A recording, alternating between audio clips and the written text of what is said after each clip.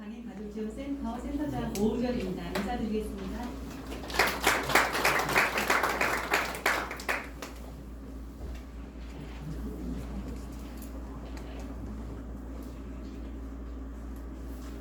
네, 먼저 장애인 가족들의 목소리에 귀 기울여주시고 오늘 토론회를 준비해주신 박형용 복지위원장님과 오늘 자장을 맡아주신 우리 이슬기 의원님께 감사와 그리고 존경의 말씀드리겠습니다.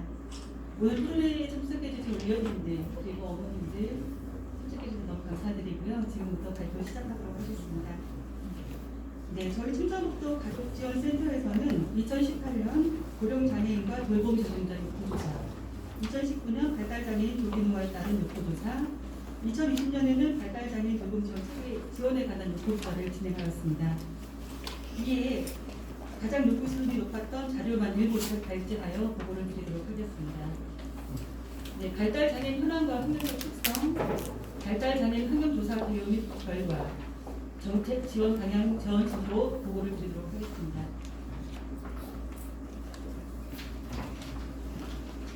네, 발달장애인은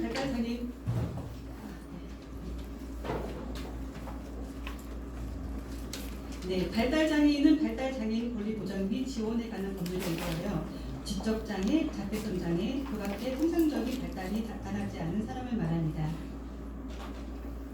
네, 충청북도 발달장애인은 2019년 12월 기준 지적장애인 1494명, 자폐성장애인 745명으로 총 11,239명으로 조사되었습니다. 충북 전체 등록장애인은 97,688명으로 발달장애인은 11.5%를 차지하고 있고 낮은 비율이긴 하지만 2007년 대비 12년 동안 40%가 증가하여 발달장애 인구가 상당히 빠르게 증가하고 있음을 알 수 있습니다.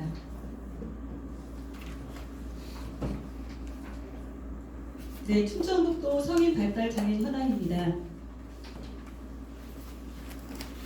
네, 충청북도 성인 발달장애인 수는 18세 미만이 2,019명으로 18%를 차지하고 있고요. 19세 이상 65세 미만이 66.4%, 그리고 60세 이상이 77.9%로 조사되었습니다.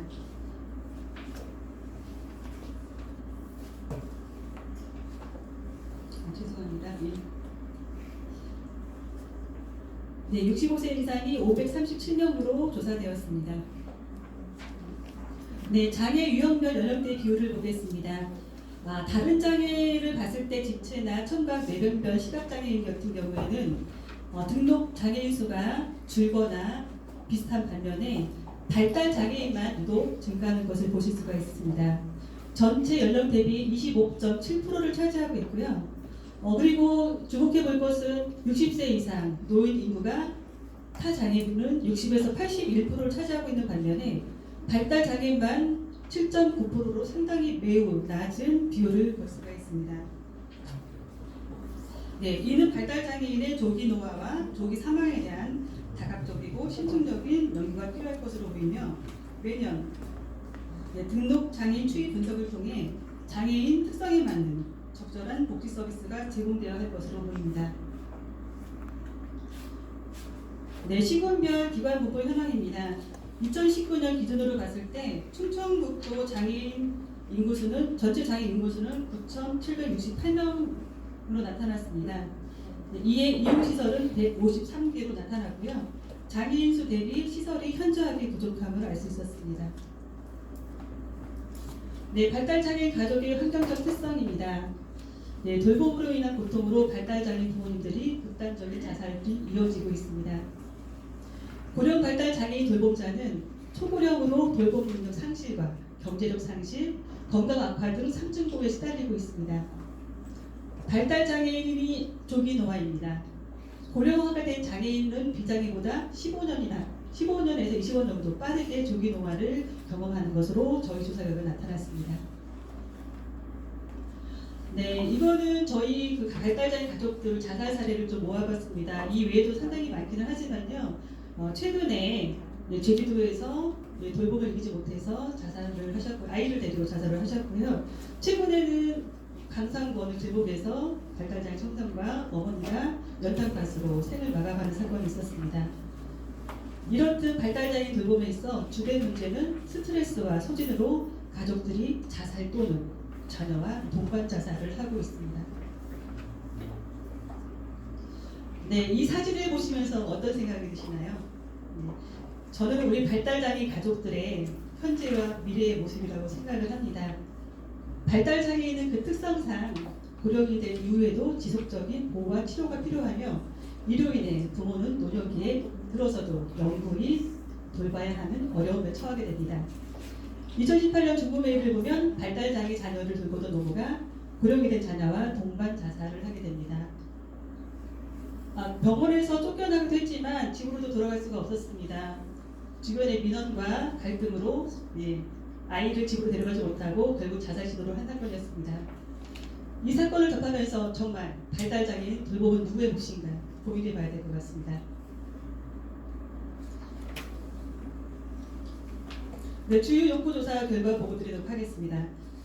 네, 본 조사는 충청북도에 거주하고 있는 19세 이상 성인 발달장애인들 184명과 돌봄 제공자, 부모 171명 대상으로 설문조사를 진행하였습니다.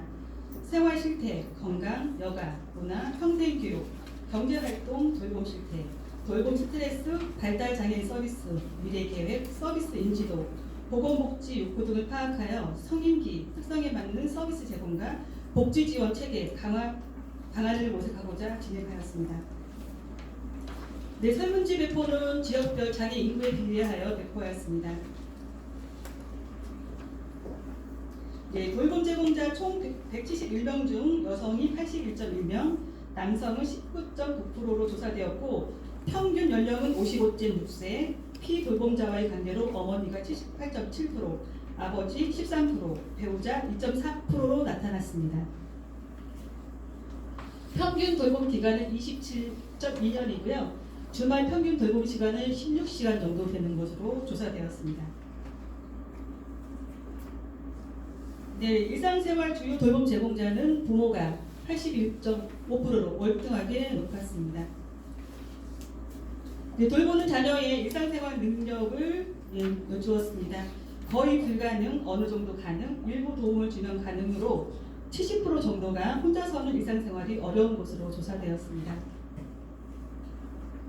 네, 돌보는 자녀의 자립생활 능력을 여쭈었습니다. 거의 불가능 53.2%, 일부 도움을 주면 가능 20.5%, 어느 정도 가능 13%, 계속적인 지원과 학습으로 가능은 11.7%, 순으로 응답되어 자립생활 수행 능력 또한 매우 어려운 것으로 조사되었습니다.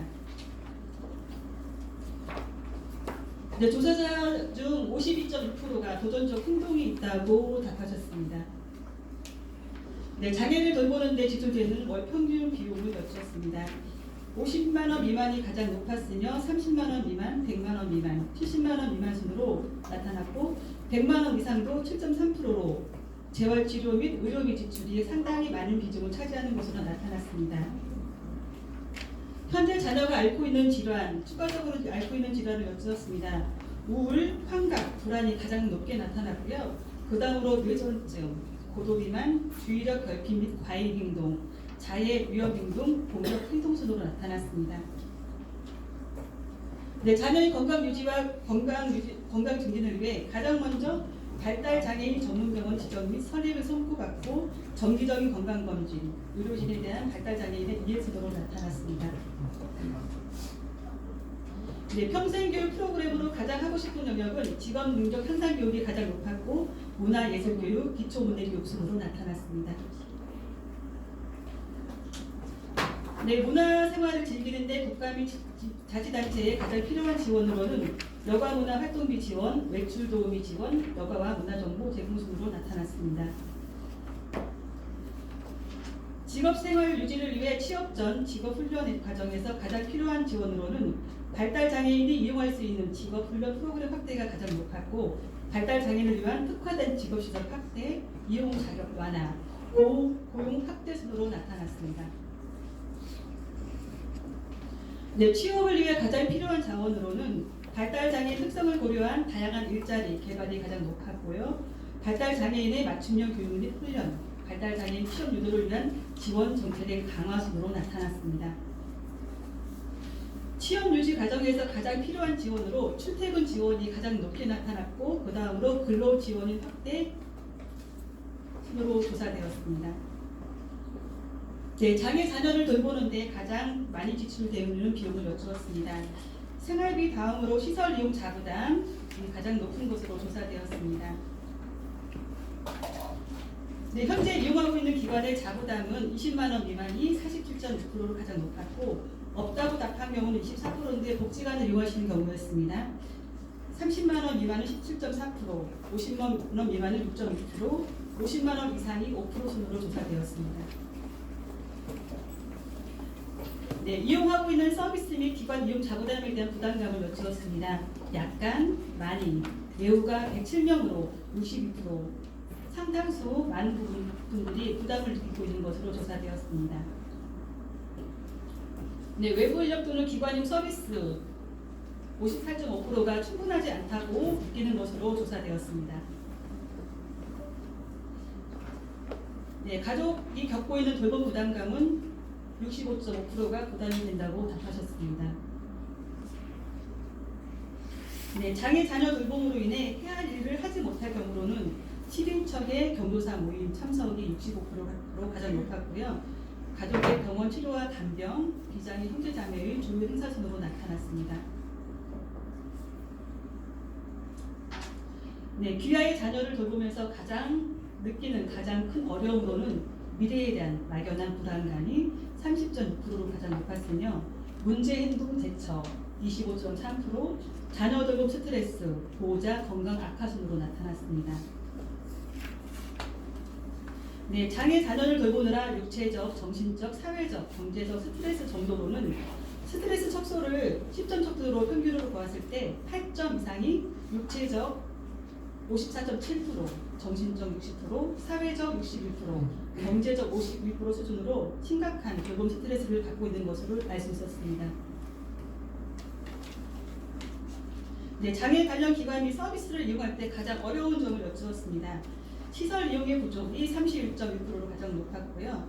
자녀 욕구에 맞는 기관 및 서비스 부족 및 보존 행동, 24시간 운영, 응급 상황 시 맡길 곳 부재 순으로 나타났습니다. 네, 부모 사후 시 현실적인 생활 장소로 공동생활 가정이 41.8%로 가장 높았고 현재 거주하는 집, 거주시설, 자립해서 일반 주택 순으로 나타났습니다. 이는 성인 발달 장애인을 공동생활 가정에서 사회복지사가 돌보기를 희망하는 것과 같은 맥락이라고 생각합니다. 네, 공동생활 가정 이용 시 개선돼야 할 서비스로는 24시간 운영을 해야 한다가 가장 높았고요. 그 다음으로 직장이 없어도 이용해야 된다. 인력을 충원해야 한다. 시설 이용 자부담을 국가 지원을 해달라는 말씀을 주셨습니다. 네, 발달장애 부모의 노화로 가장 염려되는 것을 여쭈었습니다. 자신의 건강 문제로 돌볼 수 없는 것이 가장 많았고요. 다음은 자녀를 돌봐줄 사람이 없는 것, 그리고 자녀의 사회적 고립 순으로 나타났습니다. 네, 이러한 결과는 보호자의 건강과 관련된 문제를 가장 걱정하고 인식하고 있음을 알 수 있었습니다.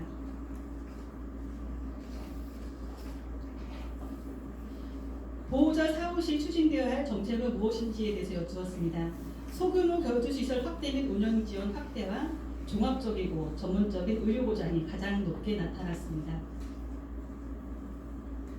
네, 국가나 지방자치단체에 건의하고 싶은 내용으로는 돌봄시설 확충이 34%로 가장 많이 응답하였고요. 장애인 국가 책임 24%, 복지시설의 확충 순으로 나타났습니다. 네, 발달장애인 돌봄에 대한 지원을 누가 책임져야 하는가에 대한 질문에 89.3%가 국가라고 답하였고 장애인 가족 9.4%, 지역사회 및 단체 순으로 조사되었습니다. 네, 이러한 결과는 보호자 사후를 대비하여 주거 지원과 돌봄을 국가가 책임져야 함을 시사하고 있습니다.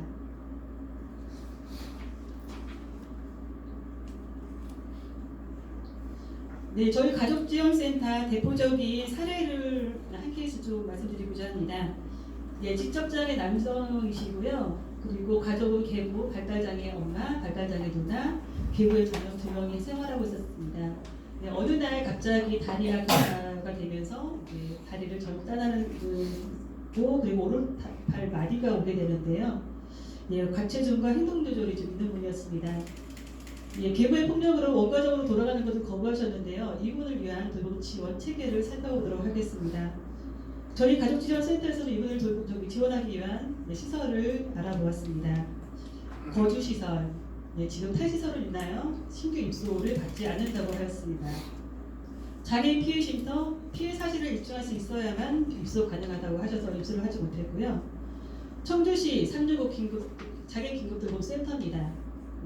청주시 거주자만 가능하다고 하셨고요. 그래도 혹시라도 하는 마음에 저희가 도청과 시청에 여러 번 이 부분에 대해서 좀 말씀을 드렸지만 결국 입소하지 못하셨습니다. 공동생활가정은 직업이 없으셨기 때문에 당연히 자격이 되지 않았고요. 자립생활센터는 지적장애와 지체장애 그리고 도전적 행동이 있기 때문에 그리고 오른쪽 팔이 마비로 인해서 자립이 어렵다는 판단하에 입소를 하지 못했습니다. 결국 노인요양병원에 입원을 하게 되는데요. 노인요양병원에서도 문제행동과 여러 가지 사유로 인해서 민원이 발생하게 됩니다. 결국 강제 퇴원을 하게 됩니다. 중앙보호센터를 이용자 했지만 자부담이 수급자 가정이지만 보통 한 15만에서 20만원 정도 자부담이 발생하시더라고요. 부모님께서 이분에 대한 부담이 된다며 입소를 고민하셨기 때문에 하셨습니다. 장애인 활동 지원을 신청했습니다. 저는 지적장애와 신체장애 가족이기 때문에 어느 정도 시간이 나올 줄 알았는데요.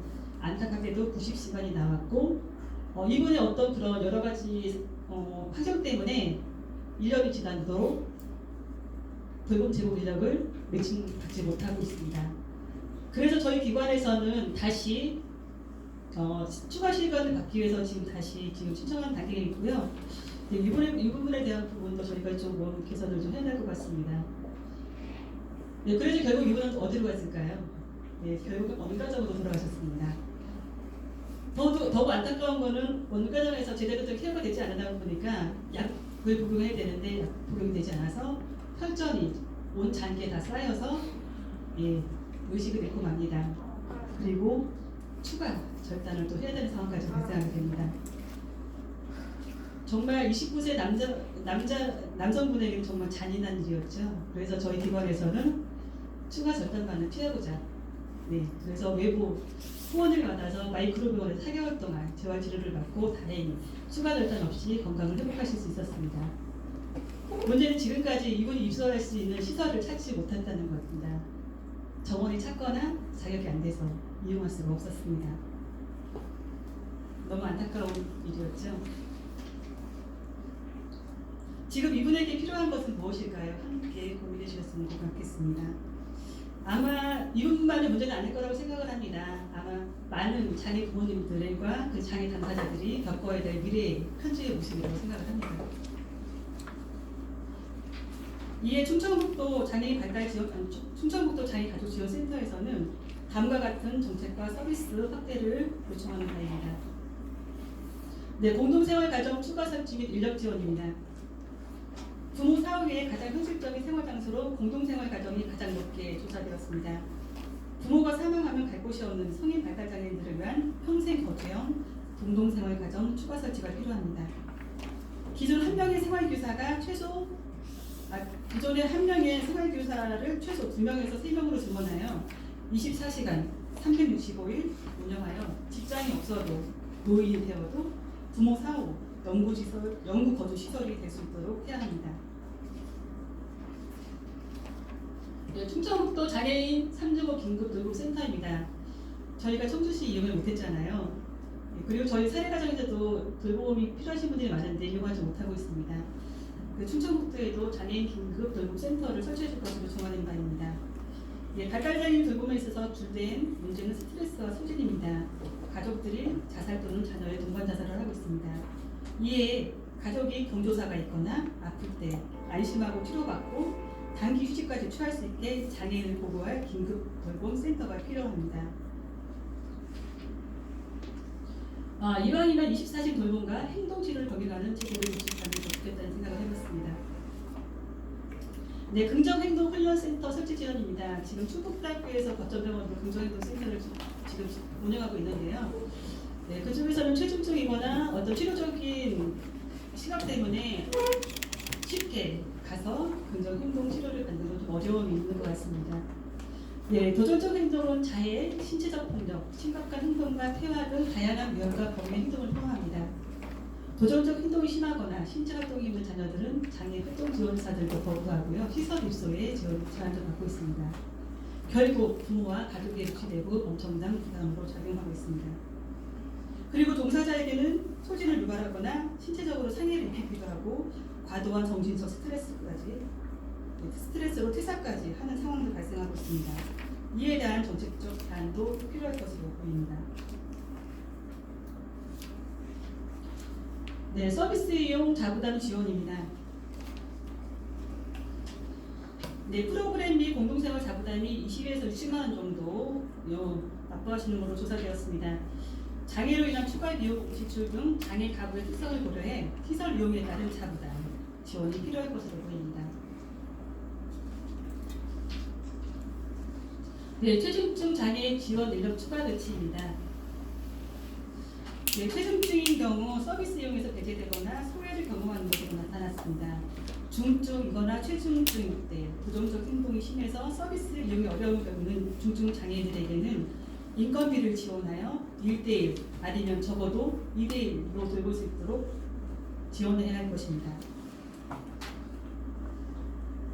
네, 제가 가장 안타깝게 생각하는 부분인데요. 성인 발달 장애인 건강지원책의 보충입니다. 네, 의사 표현을 하지 못해 경을 키우는 성인 발달 장애인 인덕하다 정기검진 의무 지원을 해야 될 것입니다. 의무 지원이 아니다 보니까 건강검진 받지 않는 경우가 상당히 있었습니다. 그리고 30인 이상은 촉탁 의사가 있어서 가능했는데요. 30 이하 이용시설에도 촉탁 의사를 파견하여 기초검진과 예방접종이 이루어져야 할 것입니다. 네, 성인기 이후 발달장애인들의 노출순이 높은 질병균에 대한 종합적인 조사 및 관리 시스템 구축으로 조기 노화와 조기 사망에 대한 원인 규명 조치 필요할 것으로 보입니다.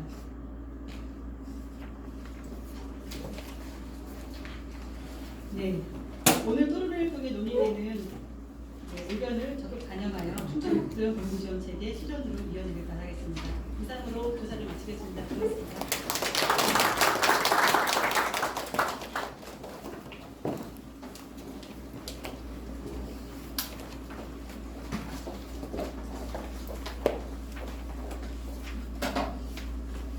지금부터는 이수계 부위원장님께서 주관하여 본격적인 토론을 시작하겠습니다.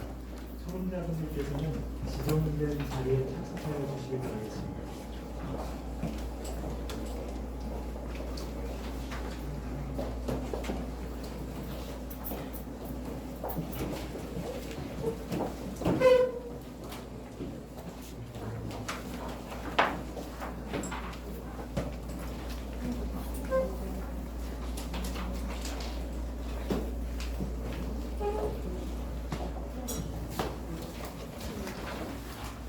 네, 안녕하십니까. 반갑습니다. 2부 토론사회를 맡은 충청북도의회 정책복지위원회 부위원장 이수계입니다. 네, 사실 제가 교육위원회에 있으면서도 이제 항상 우리 부모님들께서 많이 고민을 하셨던 부분들이 오늘의 발표를 통해서도 그렇지만 그래도 장애인에 대한 돌봄 역할을 교육기관에서 학령기까지는 교육기관에서 그동안 해주고 있었지 않았나라는 점을 다시 한번 깨닫게 되고요. 우리가 학령기 이후에 또는 고등학교 전공과 이후에 중증인 장애 학생들에 대해서는 가정으로 복귀해야 되는 회계에서 가족들이 돌봄을 다 떠안아야 되는 이런 현실에 대한 대책에 대해서 항상 고민을 하고 그 부분에 대한 이제 대책으로 사실은 지금 민간에서 장애인 부모회나 이런 단체들에서 다 그 영역을 맡아왔다고 해도 과언이 아닐 것입니다. 그래서 지난번에 제가 토론회 갔을 때 이 당사자들에 대한 욕구조사의 결과가 상당히 의미 있다고 생각을 했습니다. 그래서 어떤 정책이든 당사자와 주변인들의 의견을 반영하는 것이 가장 효과적이다라고 생각을 해서 지난번에 저희 정책복지위원회 박경영 위원장님과 동료위원장님들과 함께 간담회를 했을 때 그러면은 우리 충청북도 의회 차원에서 한번 이 토론회를 개최를 해서 이 당사자들의 욕구를 정책에 어떻게 반영을 하면 좋을지 함께 한번 강구해보자라는 제안을 저희 정책복지위원회 박경종 위원장님과 우리 의원님들이 함께 해주셨고요. 그래서 오늘 이 토론회가 이렇게 개최되게 된 겁니다. 그래서 오은결 센터장님께서 이제 이렇게 그 주제 발제를 해주셨는데요. 이 내용에 대해서 토론을 이어가도록 하겠습니다. 그러면은 그 오은결 센터장님은 아까 소개를 드렸기 때문에 토론자들을 다시 한번 소개를 해드리겠습니다. 한국장애인동호회 충북지회 최난나 회장님 소개하겠습니다. 그리고 통과고 장애인 직업재활지원센터의 김성태 센터장님 오셨습니다. 충북 발달장애인 지원센터 김형환 센터장님 오셨습니다. 네, 그리고 또 지난번에는 충청북도에서 참여를 안 하셨었는데요. 오늘은 저희가 모셨습니다. 충청북도 노인장애인과 김정기 과장님 참여합니다. 네, 그럼 우리가 지금 오은결 센터장님이 주제 발제를 해주셨는데요. 이 부분에 대해서 첫 번째 토론자로 최난나 회장님을 모시겠습니다. 여러분 박수로 맞아주시기 바랍니다.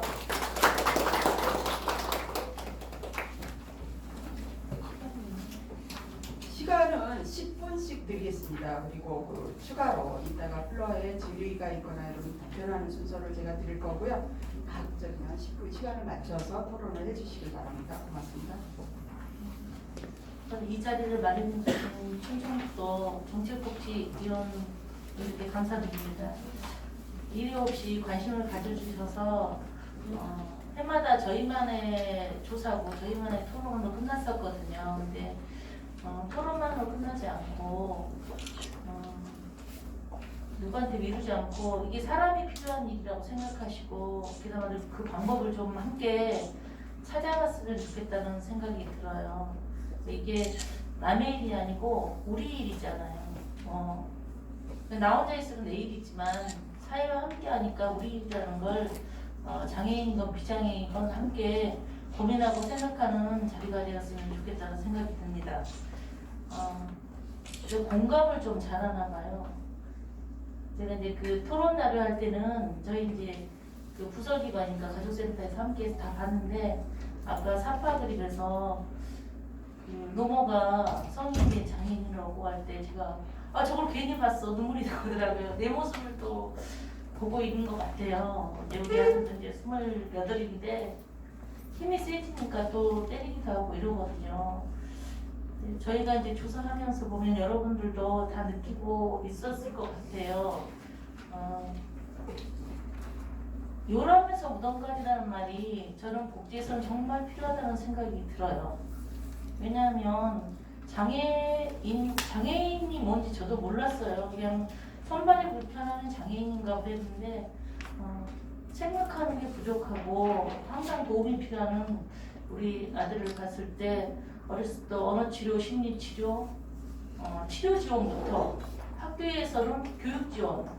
근데 그게 법이 없으면 하지 않고 있거든요. 그래서 정말 현장에서 필요한 지원이 꼭 필요하지 않나 하는 생각이 듭니다. 그리고 또 이수기 의원님 교육위원으로서 그 부분을 많이 보완해 주셨어요. 그래서 학교에서는 그나마 엄청난 불편은 없다고 봐야 되죠. 옛날보다는 많이 좋아졌어요. 그리고 또 없어도 그냐면 그 부분이 해결됐었는데 이제 성인이 돼서 사회에 나오면 지금 주간보호나 뭐 단기보호 그런 게 없는 게 아니라 있지만 졸업생에 비해서 현저히 직업이랑 다 부족하거든요. 몇 개가 있는데 얘가 중요한 게 아니라 몇 사람이 들어갈 수 없는데 우리 아이들이 들어갈 수 없는데 이게 저는 중요한 것 같아요. 그래서 지금 보면 평생교육을 지금 이제 시작하고 있는데 저는 그런 것도 꿈꿀 수 없는 것 같아요. 평생교육이나 취미생활 프로그램 주민센터에서 하고 있는데도 저희 아이들은 그냥 오라고는 해요. 비장애라고 함께 해라. 그건 오라는 게 아니에요. 장애인이 이용할 수 있게끔 불편 없이 이용할 수 있어야 되는데 신체장애 기준으로 맞춰서 이용할 수 있다. 지금 주제가 발달장애인이잖아요. 보면 발달장애인들은 사람의 도움이 좀 필요한 것 같아요. 제가 봤을 때는 그러니까 신체장애인들이 휠체어나 또 점자나 수화 통역사가 필요하지만 우리 발달장애인들은 사람이 필요한데 인력을 배치하고 그분들을 도울 수 있는 뭐 그분의 눈높이에 맞는 수준에 맞는 그런 프로그램을 하면서 오라고 해야지만 그 정말 장애인들과 함께하는 그런 프로그램이지 학교 현장에서 돌봄교실을 할 때도 마찬가지인 것 같아요. 그냥 어서 장애인 봐줄게. 지금 제주도에서도 그 뭐라고 하시는 돌봄교실을 신청해놓고 코로나 걱정돼서 부모님이 데리고 갔다. 근데 그건 아니에요. 제가 알기로는. 저희도 제주 지구가 있는데 돌봐주겠다고 오라고 했지만 그 아이가 밖에를 나고 돌아다니다 아무도 도와줄 사람이 없었다는 거죠. 비장애인 틈에서. 잃어버리고 그러니까 부모님이 데려가신 거예요. 돌봄교실을 신청해놓고 이용을 안 했다. 코로나 때문이 아니라는 거죠. 오라고 한 게 아니죠. 그건. 돌봐준다는 게 아니고 네 아이 잊어버리건 어떤 사고를 하는 나는 몰라. 근데 보내라면 보내 이거거든요. 돌봐줄 수 있는 체계가 마련되고 그 눈높이에 맞춰서 해줘야 된다고 생각이 들어요. 그리고 활동지원 제도를 보면 많이 개선했다고 하는데 발달장애인에 맞는 그 조사가 아니에요. 저희도 이제 지금 활동을 2년에 한 번씩 또 몇 시간이 필요한지 사정한지 그 검사를 또 하잖아요. 보면 혼자 밥 먹는 밥을 너무 먹어서 탈인 경우도 있고 돌아다니느냐 하는데 자기 발로 이동하고 하냐 그래요. 너무 돌아다녀서 탈이고 저희 아들도 한 14번을 잊어버렸어요. 근데 이게 돌아다니냐? 너무 돌아다니 잊어버리니까 이 사람은 사람의 도움이 필요하니까 활동 보조를 더 붙여야 된다. 이렇게 나와야 되거든요. 먹냐? 너무 먹어. 집에서도 파고 뭐 양파고시 다 먹기 때문에 냉장고를 비워놓거나 냉장고를 넣어놓고 자물쇠를 채워야 되는 그런 거예요. 근데 이 사람이 먹는 거냐 이거죠. 실적으로 인간답게 도구를 사용하고 먹냐가 중요한 거죠. 그래서 발달장애에 맞는 그런 제도가 좀 되었으면 좋겠다는 생각이 들고요. 제가 이제 비전에서 보면은 제일 걱정되는 게 그 부분이더라고요. 부모님들은 나이가 들어서 또 질병도 하나씩 생겨요. 저 같은 경우도 혈압도 이제 유전으로 생기고 이렇게 오다 보니까 자녀는 커지고 공동생활과정 지금 현재 이용하고 있어요. 근데 걱정되는 게 주말에 집으로 오거든요. 근데 6살 어린 동생이 대학생인데 그 얘기를 하더라고요. 엄마 아빠가 없을 때 주말에 오빠가 우리 집으로 와야 돼? 난 여기 청주에 안 살 수도 있는데 그럼 오빠는 어디로 가야 돼? 말을 안 했는데 고민을 하더라고요. 내 가족하고 정말 여행을 가고 싶을 때 오빠는 어떻게 해야 돼? 이 얘기를 하더라고요. 근데 여러분도 알다시피 이건 말만 좋은 게 아니라 지금 현재도 부모님도 안 오시는 세상이에요. 형제자매가 누가 데리고 있냐 이거죠.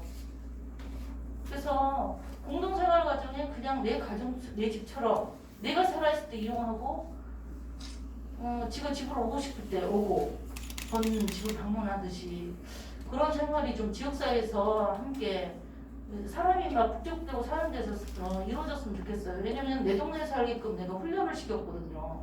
병원도 약국도 슈퍼도 우리 애가 장애가 있으니까 얘가 갔을 때 돈이 부족하면 그냥 주시지 말고 뭐 얼마나 부족하다고 쪽지에 써주시고 얘한테도 말을 해달라고 했어요. 그 훈련은 계속해서 동네 사람이 다 알고 있거든요. 근데 또 하나 안타까운 건 주말에 집으로 오는 것도 그렇지만 지금 현재도 선생님들이 16시간을 근무해요. 그럼 이파리 16이면 8시간만 근무해야 되거든요. 6시간에 대한 임금을 안 줘요. 휴게 시간을 안 준대요. 근데 그분들이 10시까지 근무하고 10시 후에 서류도 하고 밤에 또 집에 간다고 어디 간다 나가려고 그래요. 그러면 문을 지키고 자고 있거든요. 그 새벽에 직장 가려고 또 밥을 해주고 있고. 근데 이게 휴게 시간 맞나요? 저는 저희 이제 그 지회장이 원장을 맡는 조건으로 그걸 수락했기 때문에 제가 이제 비급여 대상 보수 명예직 원장으로 돼 있어요. 이분들이 노동청에 고발할까봐 겁나요. 그래서 이제 보건복지부에도 민원을 냈어요 제가. 근데 그건 지자체 이양사업이니까 지자체에서 해결하라는 거예요. 지자체에 또 했더니 지자체는 법인에서 내든가 개인이 내라는 거예요. 그러면 법인에서 그럼 어떤 사업을 하든가 제가 장사를 하든가 아니면 남편 월급 우리 먹고 살아야 되는데 그걸 갖다 투자를 해서 그 사람들 월급을 줘야 되는 건지 그거 말이 안 되잖아요. 그러면 이용자한테 또 받으라고 그랬어요. 그러면 한 사람 인건비는 적어도 한 주휴수당이나 퇴직금 연차까지 하면 100만 원씩은 내야 될 것 같아요. 그분들 생활비도 지금 정부에서 다 내주고 있지 않기 때문에 저희가 제일 작게 받고 있다는데 한 20만원에서 60만원까지 받고 있더라고요. 그럼 그것도 내야지 선생님 인건비 내야 이건 말이 안 되는 거잖아요. 현장에서 지금 필요한데 아무도 모른 채 하고 있는 거예요.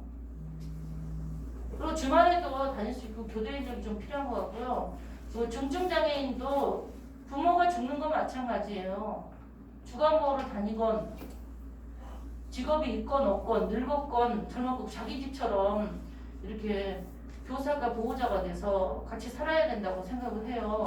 그런 제도가 복지가 좋아져야 되고 사람한테 필요한 방향으로 흘러가야 되는 거지 10년이고 20년이고 같은 방향으로 계속 정체되어 있으면서 민간단체에서 차려라 우리는 모른다 이건 복지가 아닌 것 같아요. 복지를 하시는 분의 양심이 그래서는 안 된다고 봐요. 복지라는 게 사람이 필요하면 없는 것도 만들어주고 새로 생겨야 돼요. 근데 지금 요즘에 보면 신규가 참 많이 생기는 것 같기도 해요. 복지가. 근데 예산이 늘어나야 되는데 예산을 늘어나지도 않고 주간활동 같은 경우가 더 유행인 것 같아요. 활동보조 시간을 줄여서 주간활동을 해요. 더 예산을 정부에서 투자하지는 않았어요. 오히려 적자인데도 주간보호를 돈 내고 못 다니는 친구들이 그 주화를 이용하거든요. 신규 사업을 하는 건 좋은데 있는 사업이라도 좀 제대로 좀 사람이 이용할 수 있는 걸 만들어줬으면 좋겠다는 생각이 듭니다. 그래서 이제 장애인들은 장애인 그 보면은 탈시설 이게 활동보조 공동생활관도 거주시설로 또 정부에서 변경을 했어요. 생활훈련시설에서. 그러면 거주시설 맞게 해줘야 되거든요. 제가 이걸 따져봤습니다. 시설, 복지시설 하니까 제가 아는 것은 33명인가 있으실 때 거기에 촉탁이도 있고 그 간호사, 물리치료사, 영양사, 조리사, 사무실 회계 직원, 건물관리인, 사무국장, 원장 그러면 9명의 티오가 제가 대충 해도 9명의 티오가 더 주는 거예요. 3교대 인력도 주면서 네, 이제 이따가 추가로 좀 더. 저 10분이 안 돼서 10일을 보고 있었는데 10분 넘었어요.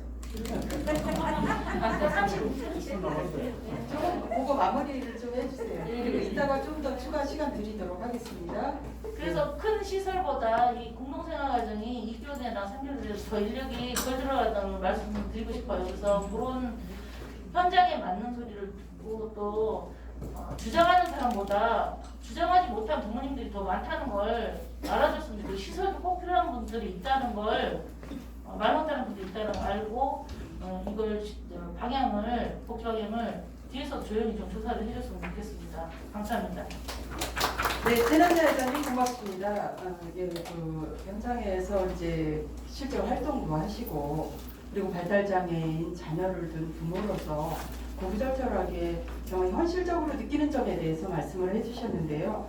특히 이제 오늘 주제발제에서도 마찬가지지만 그 돌봄 보호자가 어머니나 가족이 돌봄 가족이 그 노령화되면서 그 노모의 돌봄 문제 그리고 사후에 그 발달장애인들에 대해서 어떻게 조치를 할 것인가 그들을 어떻게 돌볼 것인가에 대한 고민을 또 당사자 입장에서 말씀을 해주셨고요. 이분들에 대한 그 평생교육 그리고 비현실적인 기준 그리고 그 활동지원도 역시 활동지원 기준이 비현실적이어서 발달장애인들은 활동지원을 받기가 어렵다는 점 그리고 이제 공동생활 가정이라든가 이런 시설의 그 종사자에 대한 인건비에 대한 적정한 지급과 그 지원 그리고 그 우리 복지부나 지자체가 물론 이제 복지부에서 지금 정부에서 이렇게 계속 새로운 사업들을 만들어내는데 기존 사업들에 대한 충분한 이 사업을 할 수 있는 지원 이후에 새로운 사업들을 만들어내는 게 중요하다. 여기에 대한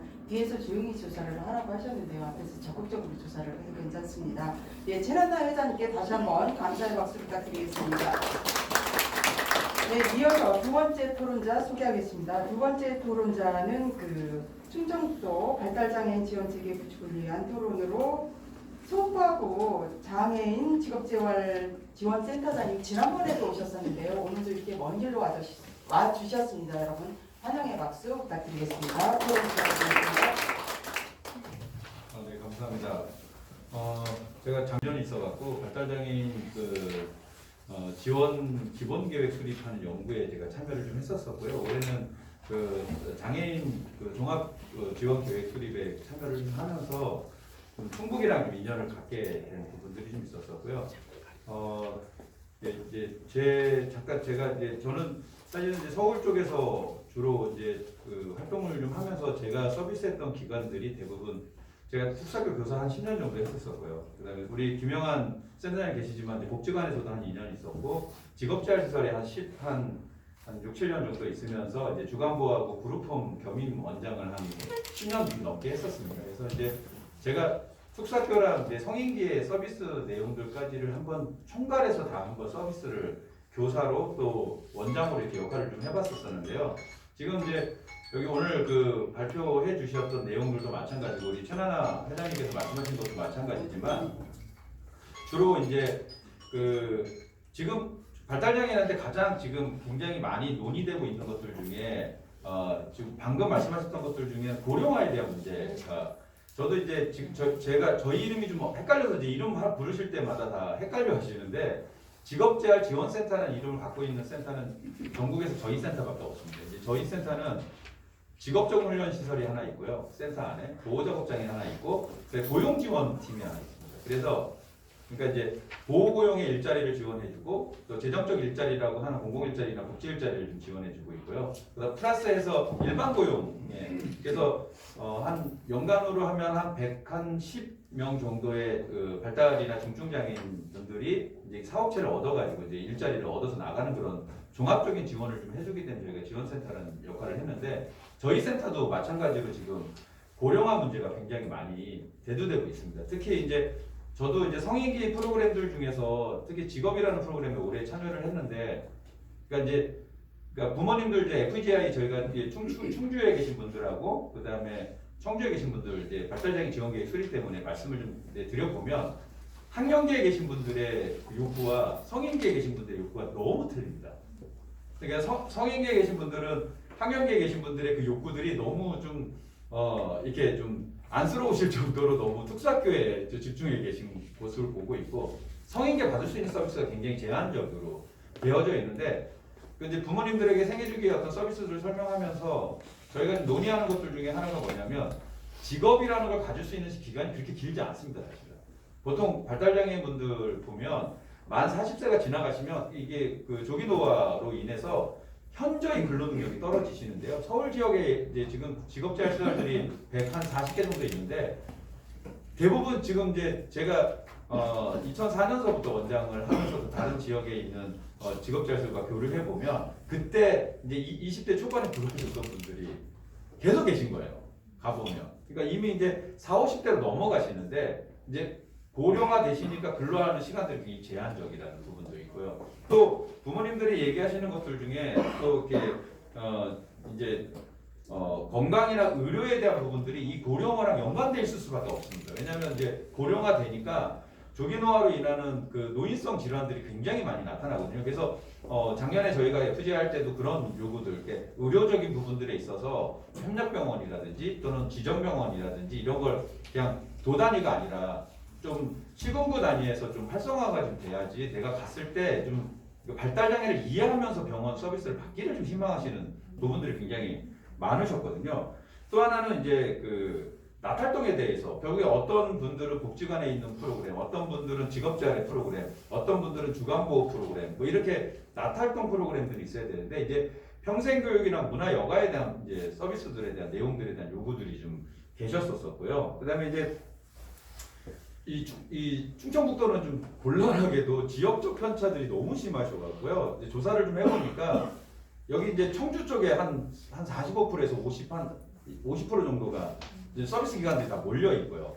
제천, 괴선, 괴산, 충주 이쪽에 계신 부모님들 만나보면 일단 서비스의 질은 요구하지 않으시고요. 뭐라도 있었으면 좋겠다라는 얘기가 굉장히 좀 많아서 전달책에 대해서 고민해야 될 부분들이 굉장히 많다라는 걸 좀 느꼈었습니다. 이제 요런 건 이제 제가 이렇게 이 충북이라는 지역적 특성에서 느끼는 거고 아마 공통된 발달장애인 부모님들이 느끼는 어떤 욕구와 어떤 부분들은 거의 상동한 것 같고요. 다른 지역이나 뭐 충북이나 다만 충북이라는 지역이 아까 그런 부분들에 있어서의 특수성을 좀 갖고 있는데요. 제가 이제 발달장애 지원 계획을 수립하면서 지금 여기 우리 오센 회장님이 얘기했던 거나 우리 최나나 회장님께서 얘기했던 그 내용들이 사실은 발달장애인 지원 계획이라는 것 자체는 좀 더 이렇게 넓은 범위의 포괄적 정책을 만들어야 되기 때문에 거의 다 넣어놨습니다. 지금 이제 제가 저기 자료집에 보면 70페이지에 이제 발달장애인 지원계획 수립에 대한 내용들을 넣어놨는데요.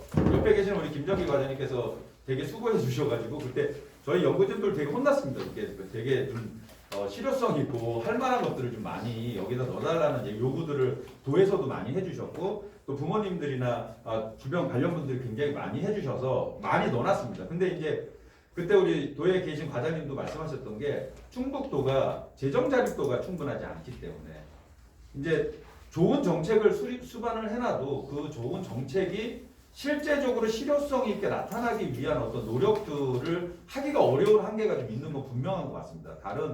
그래서 이제 저희가 이제 제도의 수준을 맞출 때 부모님들은 서울 경기 수준으로 맞춰달라 하셨고, 근데 이제 재정적 자립도를 보면 강원 쪽이나 저기 전남 쪽 수준이랑 비슷한 재정 수준을 갖고 있기 때문에 너무 과한 정책을 마련해 놨을 때는 또 실효성이 없는 이제 정책 수립이 되는 거고, 그렇다고 너무 낮은 수준으로 해놓으면 기본적인 욕구들밖에 해소가 안 되는 부분들이 있어서 저희도 굉장히 고민했고 과랑 굉장히 많이 논의를 해서 이제 그 지원 계획들을 좀 수립을 해놨거든요. 그러니까 아마 계신 분들의 대부분이 부모님이시거나 종사자이시거나 아니면 도 관계자시거나 도청의 공무원분이신 것 같으신데 이 지원 계획이 저는 더 좀 뭐라 그럴까요? 실효성 있게 이게 잘 정책적으로 5년간 이게 적용될 수 있는 방법들을 찾아보시는 게 훨씬 더 좋지 않을까 이런 생각을 좀 하면서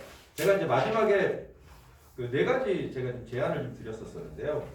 여기 이제 보통 그러니까 지금 이제 그 시설에 대한 지원, 추가 인력 지원이나 시설을 추가하는 거나 이런 부분들은 사실은 저도 적극적으로 동의하고요. 그룹홈을 좀 많이 늘리는 게 굉장히 효과적이기도 하고, 그 다음에 그 보건복지부에서도 한때 이제 2010년, 11년 때 제가 이제 그 그룹홈 겸임원장 하고 있었을 때 한번 정책 논의를 좀 하면서 거주시설들을 그룹홈화로 소규모화하면서 최종 단계로는 그룹홈화 하는 거에 대한 논의를 좀 했었거든요. 그러면 비용이 감소합니다, 사실은. 그러니까 이제 거주시설을 지원해 주는 것보다 소규모 그룹홈을 그러니까 30명의 장애인분들이 거주시설에 30명이 같이 사는 것보다 4명 단위로 나눠가지고 그게 그룹홈에서 생활하는 게 지원 비용은 줄어듭니다. 근데 이제 뭐가 문제냐면 그랬을 때 지금 그룹홈은 지금 오센터장님이나 우리 최 회장님 말씀하신 것처럼 한 명이 4명을 계속 교대 없이 관리해야 된다는 그런 부분들 때문에 그래도 거주시설에 이제 교대 근무 인력들이 있고 또 영양사도 있고 또 조리원도 있고 또 물리치료사도 있고 투탁의사도 이렇게 시스템이 있는데 그룹홈은 사실 그런 시스템이 없어요. 근데 그룹홈의 가장 강력한 점은 지역사회 내부에 있다는 거예요.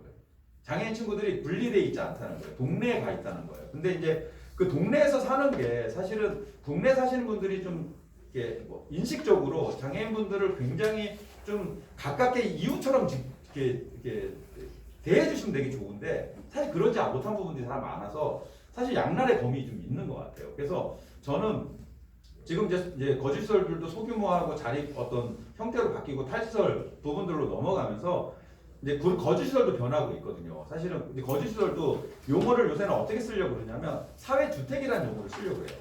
그러니까 장애인들이 이렇게 시설에 있다 이게 아니라 주택에 있는 거예요. 그 주택 서비스가 내가 임대주택을 받는 것처럼 영구 임대주택을 받는 것처럼 정부에서 주택을 지어주고 그 주택에 장애인들이 거주하고 그 거주하는 장애인들을 지원하는 시스템들을 가자 뭐 이런 식으로 지금 용어에 대한 변경들을 좀 하고 있거든요. 죄송해요. 제가 시간 때문에 말을 좀 빠르게 해서 죄송하고요. 어쨌든 이제 그런 부분들의 이제 변화들을 갖고 있는데 이제 제가 첫 번째 여러분한테 그 논의하면서 말씀드리는 건 일단은 제가 그 72페이지에 뭐라고 그랬냐면 이 각 사업별로 그러니까 여러분들이 좀 이제 그 발달장애 지원 계획 전체를 다 수행하지 못할 거라고 저도 생각합니다. 그 중에서 핵심 사업에 대한 부분들은 사업에 대한 사업별로의 어떤 지침들을 좀 마련해서 사업 개요나 지원 대상이나 지원 내용이나 서비스 실시나 위탁 기간이나 예산 집행이나 행정 사항이나 이런 부분들을 조금 더 구체적으로 수립해 놔야 그 사업은 시행할 수 있을 거거든요. 그러니까 부모님들이 요 사업은 꼭 해주세요. 아니면 요 사업은 정말 우리가 요 5년 안에는 꼭 합시다. 이런 의지와 어떤 생각들을 모아주셔야 이제 도에서도 그거를 어떻게 집행할지에 대한 세부 계획을 수립할 수 있거든요. 그런 과정을 좀 하시는 게 필요하다고 생각하고요. 사실은 서비스 간의 유사 서비스가 그 꼭지별로 되게 이렇게 카테고리별로 이렇게 나눠져서 나오는 경우들이 있어요. 그러니까 장애인 지원 계획 안에서의 뭐 부모 지원도 있지만 발달장애 지원 계획 안에서의 부모 지원도 있거든요. 그러니까 사실 그런 카테고리를 좀 합치는, 이렇게 통합하고 서비스들을 좀 유형별로 묶는 그런 작업들 하는 것들 좀 필요하고요. 그 다음에 이게 생애 주기별로 이렇게 아까 제가 그러니까 학령기, 또 성인기 초기, 성인기 중기, 고령기로 이렇게 나눠져 있는 이 서비스들 간의 어떤 기존 사업들을 이 생애 주기별로 재분류하는 부분들이 좀 필요하다. 마지막으로 이제 서울에서 하고 있는 건데 사실 이제 보건복지부에서 개인 예산 제도에 대한 부분들을 지금 부분 도입하거나 또 일부 도입하려고 노력을 하고 있어요. 그러니까 이 개인 예산제라는 거는 어떤 부분들이냐면, 그러니까 이제 장애인한테 직접 예산을 주는 거예요. 그 장애인이 그 예산을 갖고 자기가 계획해갖고 그 예산을 집행해서 쓸 수 있도록 해주는 건데, 서울도 어떻게 하고 있냐면 이거를 이제 전체 서비스 전달 체계를 다 바꿀 수가 없으니까 자립을 그 계획하고 있는 장애인에게만 지금 이제 김영환 센터장님 계신 데처럼 발달장애 지원센터 같은 곳에서 그 자립 계획을 받아서 그 자립 계획에 맞는 예산을 그 장애인에게 직접 주고요. 그 장애인이 직접 그 부분들을 쓰는 그런 식의 접근들. 그러니까 사실은 충북도만 할 수 있는 시범 사업들을 좀 하시는 게 좀 도움이 좀 되지 않을까 이런 생각을 좀 하고 있고요. 아마 제가 시간을 오버한 것 같은데 예, 혹시 이제 뭐 제가 드릴 수 있는 말씀은 빨리 급하게 좀 드리긴 했고, 혹시 나중에 질문 주시면 그 내용도 가지고 제가 뭐 서울 쪽에 있는 사업이나 전국 쪽에 있는 사업들 가지고 좀 답변을 좀 더 드리도록 하겠습니다. 감사합니다. 네, 김성태 센터장님 고맙습니다. 여러분 박수로 감사드리겠습니다. 그러니까 사실 저도 그 생각을 했는데요. 그 학령기와 성인기의 그 돌봄 가족들의 욕구가 다르다라는 거 다시 한번 그 지적을 해주셨고요. 그리고 그 직업 기간이 그렇게 길지 않은데 우리가 또 거기에만 매몰되는 거 아닌가라는 점, 그리고 충북과 다른 유사한 지자체와 비교해서 정책을 시행하는 것은 가능해도 서울 경기처럼 너무 편차가 나는 지역하고 우리가 단순하게 비교하는 건 우리가 있다라는 점, 그리고 충북만의 어떤 그 모델을 개발해서 갔으면 좋겠다라는 좋은 제안을 해주셨습니다. 그리고 우리 센터장님께서는 아주 많은 경험과 타 지역에서의 비교도 많이 하셨기 때문에 또 타 지역에 대한, 또 우리 충북에서 어떻게 했으면 좋겠는지에 대한 구체적 실천 방안까지도 이렇게 제시하실 수 있는 것 같습니다. 이따가 그 질의 시간에 다시 한번 궁금한 점 질의해 주시면 답변하실 수 있는 기회 드리도록 하겠습니다. 네, 이어서 충북 발달장애인 지원센터 김형환 센터장님 소개하겠습니다. 여러분 박수로 맞아주시기 바랍니다. 안녕하세요. 충북 발달장애인 지원센터장 김형환입니다. 먼저 시작하기 전에 75페이지에 보면 제가 냈던 제목이 아닌 이런 제목이 이렇게 쭉 나와 있어가지고 저도 깜짝 놀랐는데요. 충북 재가노인복지 사회안정망구축망 이거 아닙니다. 네, 그 뒤에 보면 충청북도 발달장애인 지원체계 구축 방안이 제목입니다. 그래서 그렇다는 거 좀 알고 보시면 좋겠고요. 먼저 그 발달장애인 돌봄 지원체계 구축을 위한 토론회를 주최해 주시는 충청북도 의회와 이수계 도의원 및 발제를 해주신 오은길 센터장님께 감사를 드립니다. 정부에서는 성인 발달장애인 가족 돌봄과 자립생활을 지원하기 위해서 2019년 3월부터 전국 17개 시도를 중심으로 주간활동 서비스와 방과활동 서비스를 지원하고 있습니다. 여러분들 잘 아시겠지만 참고로 주간활동 서비스와 방과활동 서비스는 100% 국비로 지원하는 사업이고요.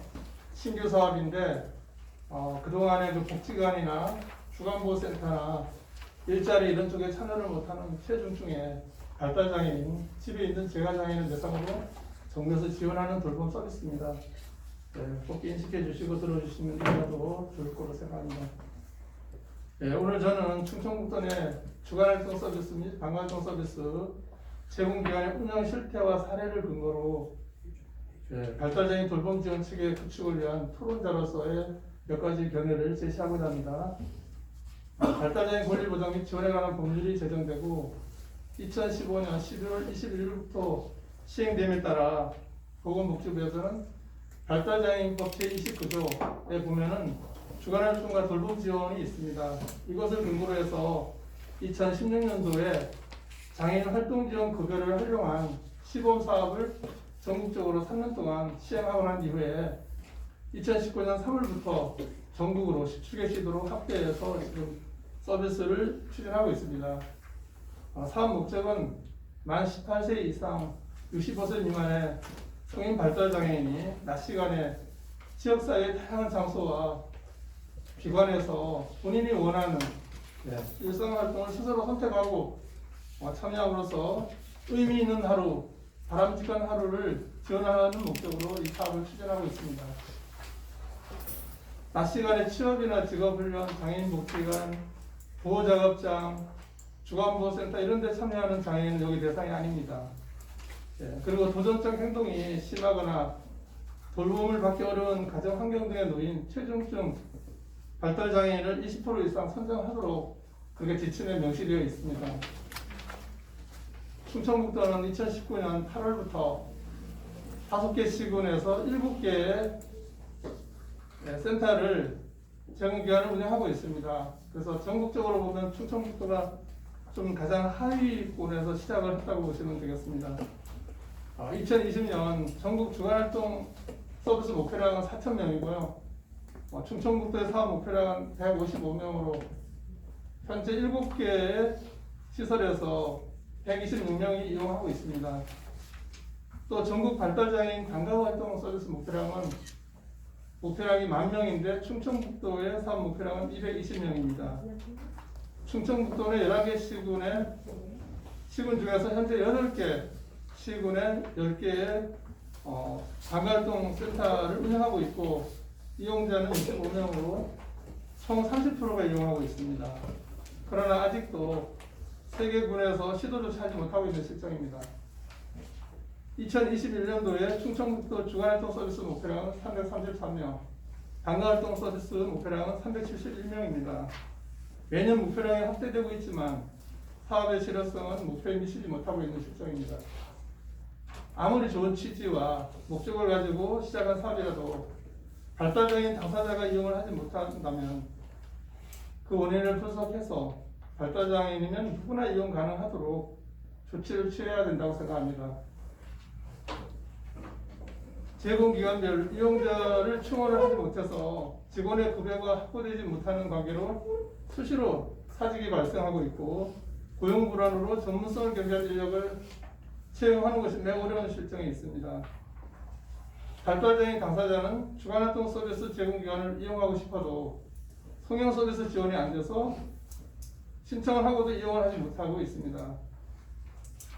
또 성형 서비스를 지원하고 있는 제공기관에서도 인력이 부족해서 전담 인력이 운전까지 해야 하는 상황이며 차량 기사 외에 한 명이 또 탑승을 해서 이용자 보호와 안전관리도 지원해야 하므로 과중한 업무 부담으로 퇴소하는 일이 발생하고 있습니다. 정부가 3년간 시범 사업을 운영하며 문제점을 보완해서 2019년 3월부터 본격적으로 사업을 추진했지만 아직도 해결되어야 할 과제가 많이 있습니다. 제가 오늘 이 시간에 가장 시급하게 개선되어야 할 과제를 두 가지만 제안하겠습니다. 첫째로는 주간활동 서비스 제공기관에서 근무하고 있는 전담 인력과 제공 인력의 인건비 중에서 바우처 부족분을 보조근무로 지원하는 방안을 제안합니다. 주간활동 서비스 및 방과활동 서비스 제공 인력이 급여에 신경 쓰지 않고 발달장애인 서비스에 집중할 수 있도록 급여 지원 체계가 마련되어야 질 높은 서비스도 기대할 수가 있습니다. 두 번째로는 이용자의 경우에 중식비를 본인이 부담해야 되는 문제로 이용을 하지 못하는 사례도 있습니다. 제공기한 이용자의 중식 비용과 송용 차량 구입 및 운전기사 채용에 필요한 예산을 보조금으로 지원해서 송용 서비스와 외부 프로그램 이용 시에 안전하고 신속한 지원이 가능할 수 있도록 적극적인 검토와 지원을 요청합니다. 충청북도 내 발달장애인 당사자 및 보호자가 원하는 문화여가 활동도 주간활동 서비스 제공기관의 안정적인 운영이 보장된다면 가능할 것으로 사료합니다. 발달장애인 보호자가 돌봄의 부담과 스트레스로부터 벗어나 가족의 삶의 질이 향상될 수 있도록 충청북도 의회가 앞장서서 지원해 주실 것을 당부드리면서 토론 발표를 마치겠습니다. 감사합니다. 네, 김영환 센터장님 고맙습니다. 네, 역시나 이제 그 현장에서 겪었었던 여러 사례들을 중심으로 말씀을 해주셨고요. 그 이용 기준이라거나 아니면 이제 그 시설들 기존에 운영하고 있는 그룹홈이나 이런 시설들의 그 업무 가중의 문제 그리고 이런 점들을 많이 지적을 해주셨습니다. 이제 이 부분에 대해서 좀 중복되는 부분이 있어서요. 네, 이따가 다시 한번 추가로 질의하고 응답하는 시간을 갖도록 하겠습니다. 네, 그럼 마지막으로 우리 김정기 노인장애인과장님 토론 부탁드리겠습니다. 여러분 박수로 맞아주시기 바랍니다. 노인장애인과장 김정기입니다. 발달장애인과 관련된 내용은 복지정책 분야에 있어서 매우 중요합니다. 해마다 발달장애인은 증가하는 추세에 있으며 이와 함께 발달장애인과 그 가족에 대한 지원 요구도 늘어나고 있습니다.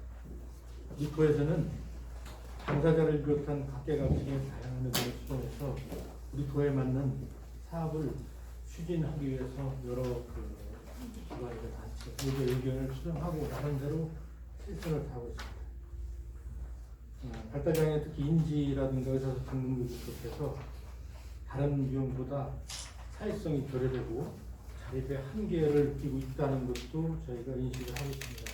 그래서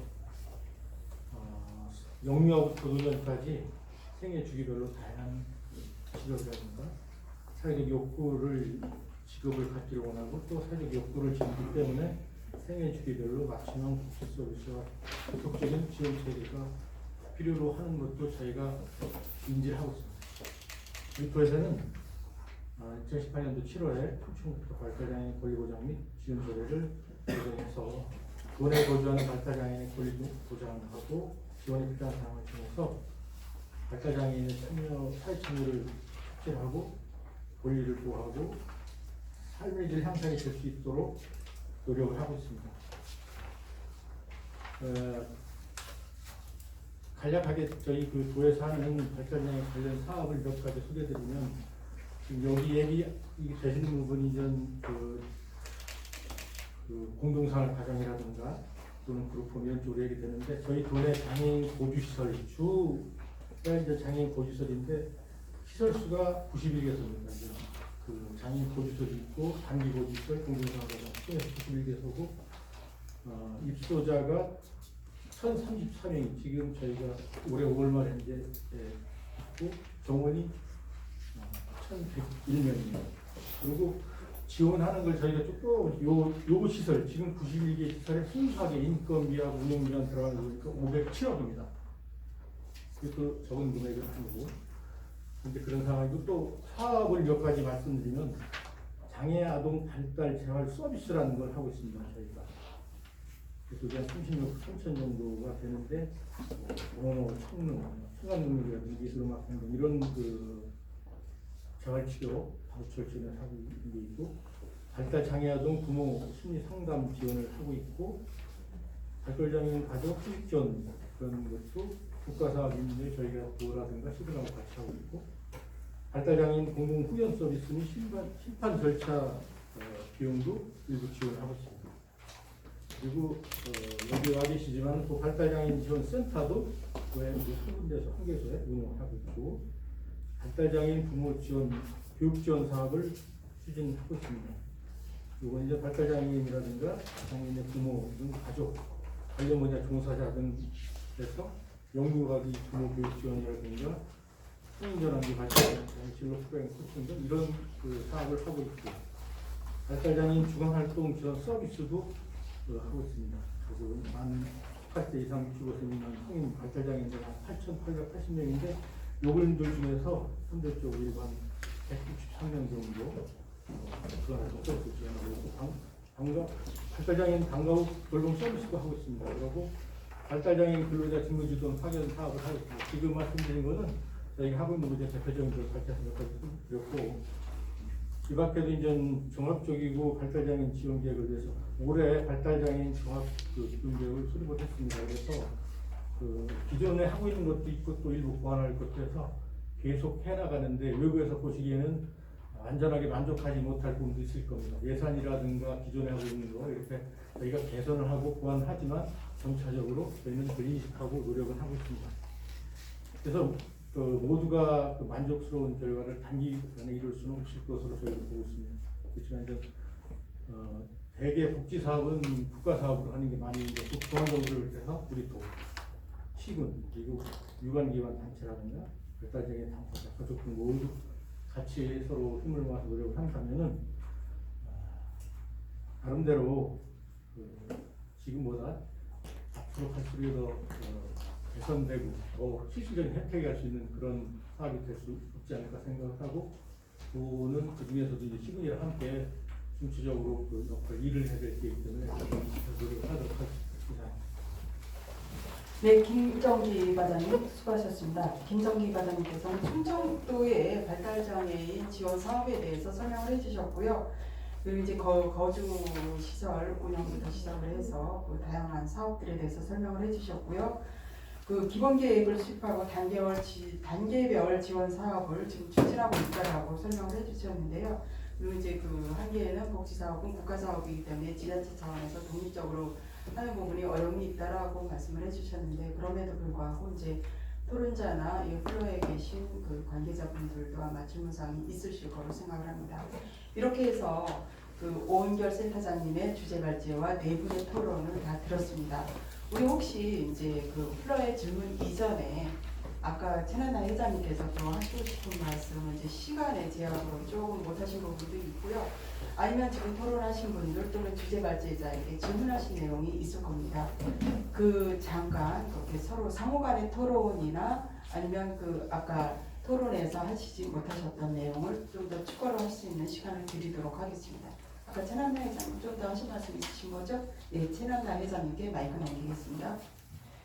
제가 그 말씀드렸던 건 충청북도에서 지방으로 이양돼서 충청북도에서 지금 이제 담당 관련이 보시는데 하지 못한 일도 계실 거예요. 근데 지금 보면 충청북도에서 할 수 있는 것 중에 장애아동 발달재활 서비스라는 게 있어요. 이게 10년째 동결되고 있고 자격은 국가 자격을 요구하고 있어요. 자격이 점점 올라가는 거죠. 그리고 대학교 이상 나와야 되고 이런 커리를 가진 뭐랄까 치료사라고 할까 언어 치료, 뭐 미술 치료, 재활 치료 있잖아요. 치료자를 붙이지 말라고 해서 그런 제공하시는 분들의 10년째 동결되고 있다면 여러분들은 어떻게 생각하고 있어요? 이게 만들어 놓고 국가에서 올라가는 건 부모님들이 부담하라는 거예요. 저희도 이제 10년 돼갖고 작년엔가 이제 충청북도 발표를 보면 2만 원 정도 오를 거라고 해서 기대를 하고 있었는데 그냥 그렇게만 돼 있고 동결이 됐습니다. 이런 부분들을 좀 할 수 있는 걸 해결해 주셨으면 좋겠고요. 공공의료님도 물론 충청북도에서 그런 게 아니죠. 공공복지부 살 때 전담자 인건비를 100만 원만 줘요. 그러면 어떻게 해요? 반도 아니죠. 왜냐면 100만 원이면 여러분들 4시간 근무할 것 같죠? 그분들이 주휴수당 이런 것도 있잖아요. 보면 15시간 이상 일하면 주휴수당 같은 거 줘야 돼요. 그게 100만 원이라는 건 기관에서 저희 이제 회원님들 만약에 이제 회원비로 나머지를 갖다가 한 130, 140 정도를 충당하고 있어요. 일을 다른 일도 같이 하면서 그건 이 복지 서비스를 확대하긴 했는데 민간에서 다 떠안는 그런 꼴인 거죠. 왜냐면 퇴직금하고 연차수당 이런 거 출산 그런 각종 수당 그거 4대 보험 퇴직금 이런 걸 지급을 해야 되잖아요. 그래서 훨씬 더 많이 인건비를 내야 된다는 거죠.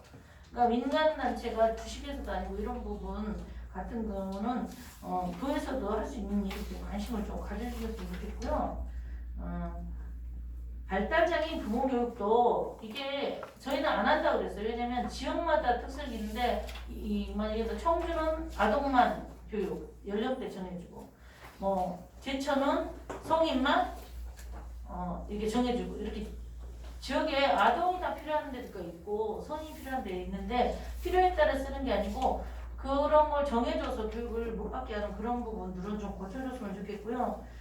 그리고 아까 그 김영만 센터장님 주간 활동 얘기해 주셨는데 그런 지적된 부분은 다 보완되지 않으면 주간 활동을 저희도 하고 있는데 내년에는 폐쇄하려고 해요. 왜냐면 저희가 아이들한테 필요하니까 빚을 내서 했는데 이자도 못 내고 있어요. 저희가 다 빚을 떠안고 있어요. 부모님들이 무슨 죄가 되나요? 우리 아이들한테 필요한 사업이긴 한데 차량도 저도 제 차를 계속 무급인데도 제 차 이용하고 있고 차를 하나 거기를 줬어요. 근데 주간보호를 할 때는 지자체에서도 봉고차 같은 걸 주더라고요. 근데 아예 그런 것도 안 돼. 아무것도 안 되고 건물도 저희가 하고 다 하기 때문에 문을 닫을 생각이 청주에도 아까 청주 이제 그 김성택 의원님이 얘기하셨는데 청주가 장애인구가 49% 정도 돼요. 제가 조사한 그건 이제 보건복지 통계자로 나와 있으니까 그만큼 시설도 많고 장애인들이 많다는 얘기가 되거든요.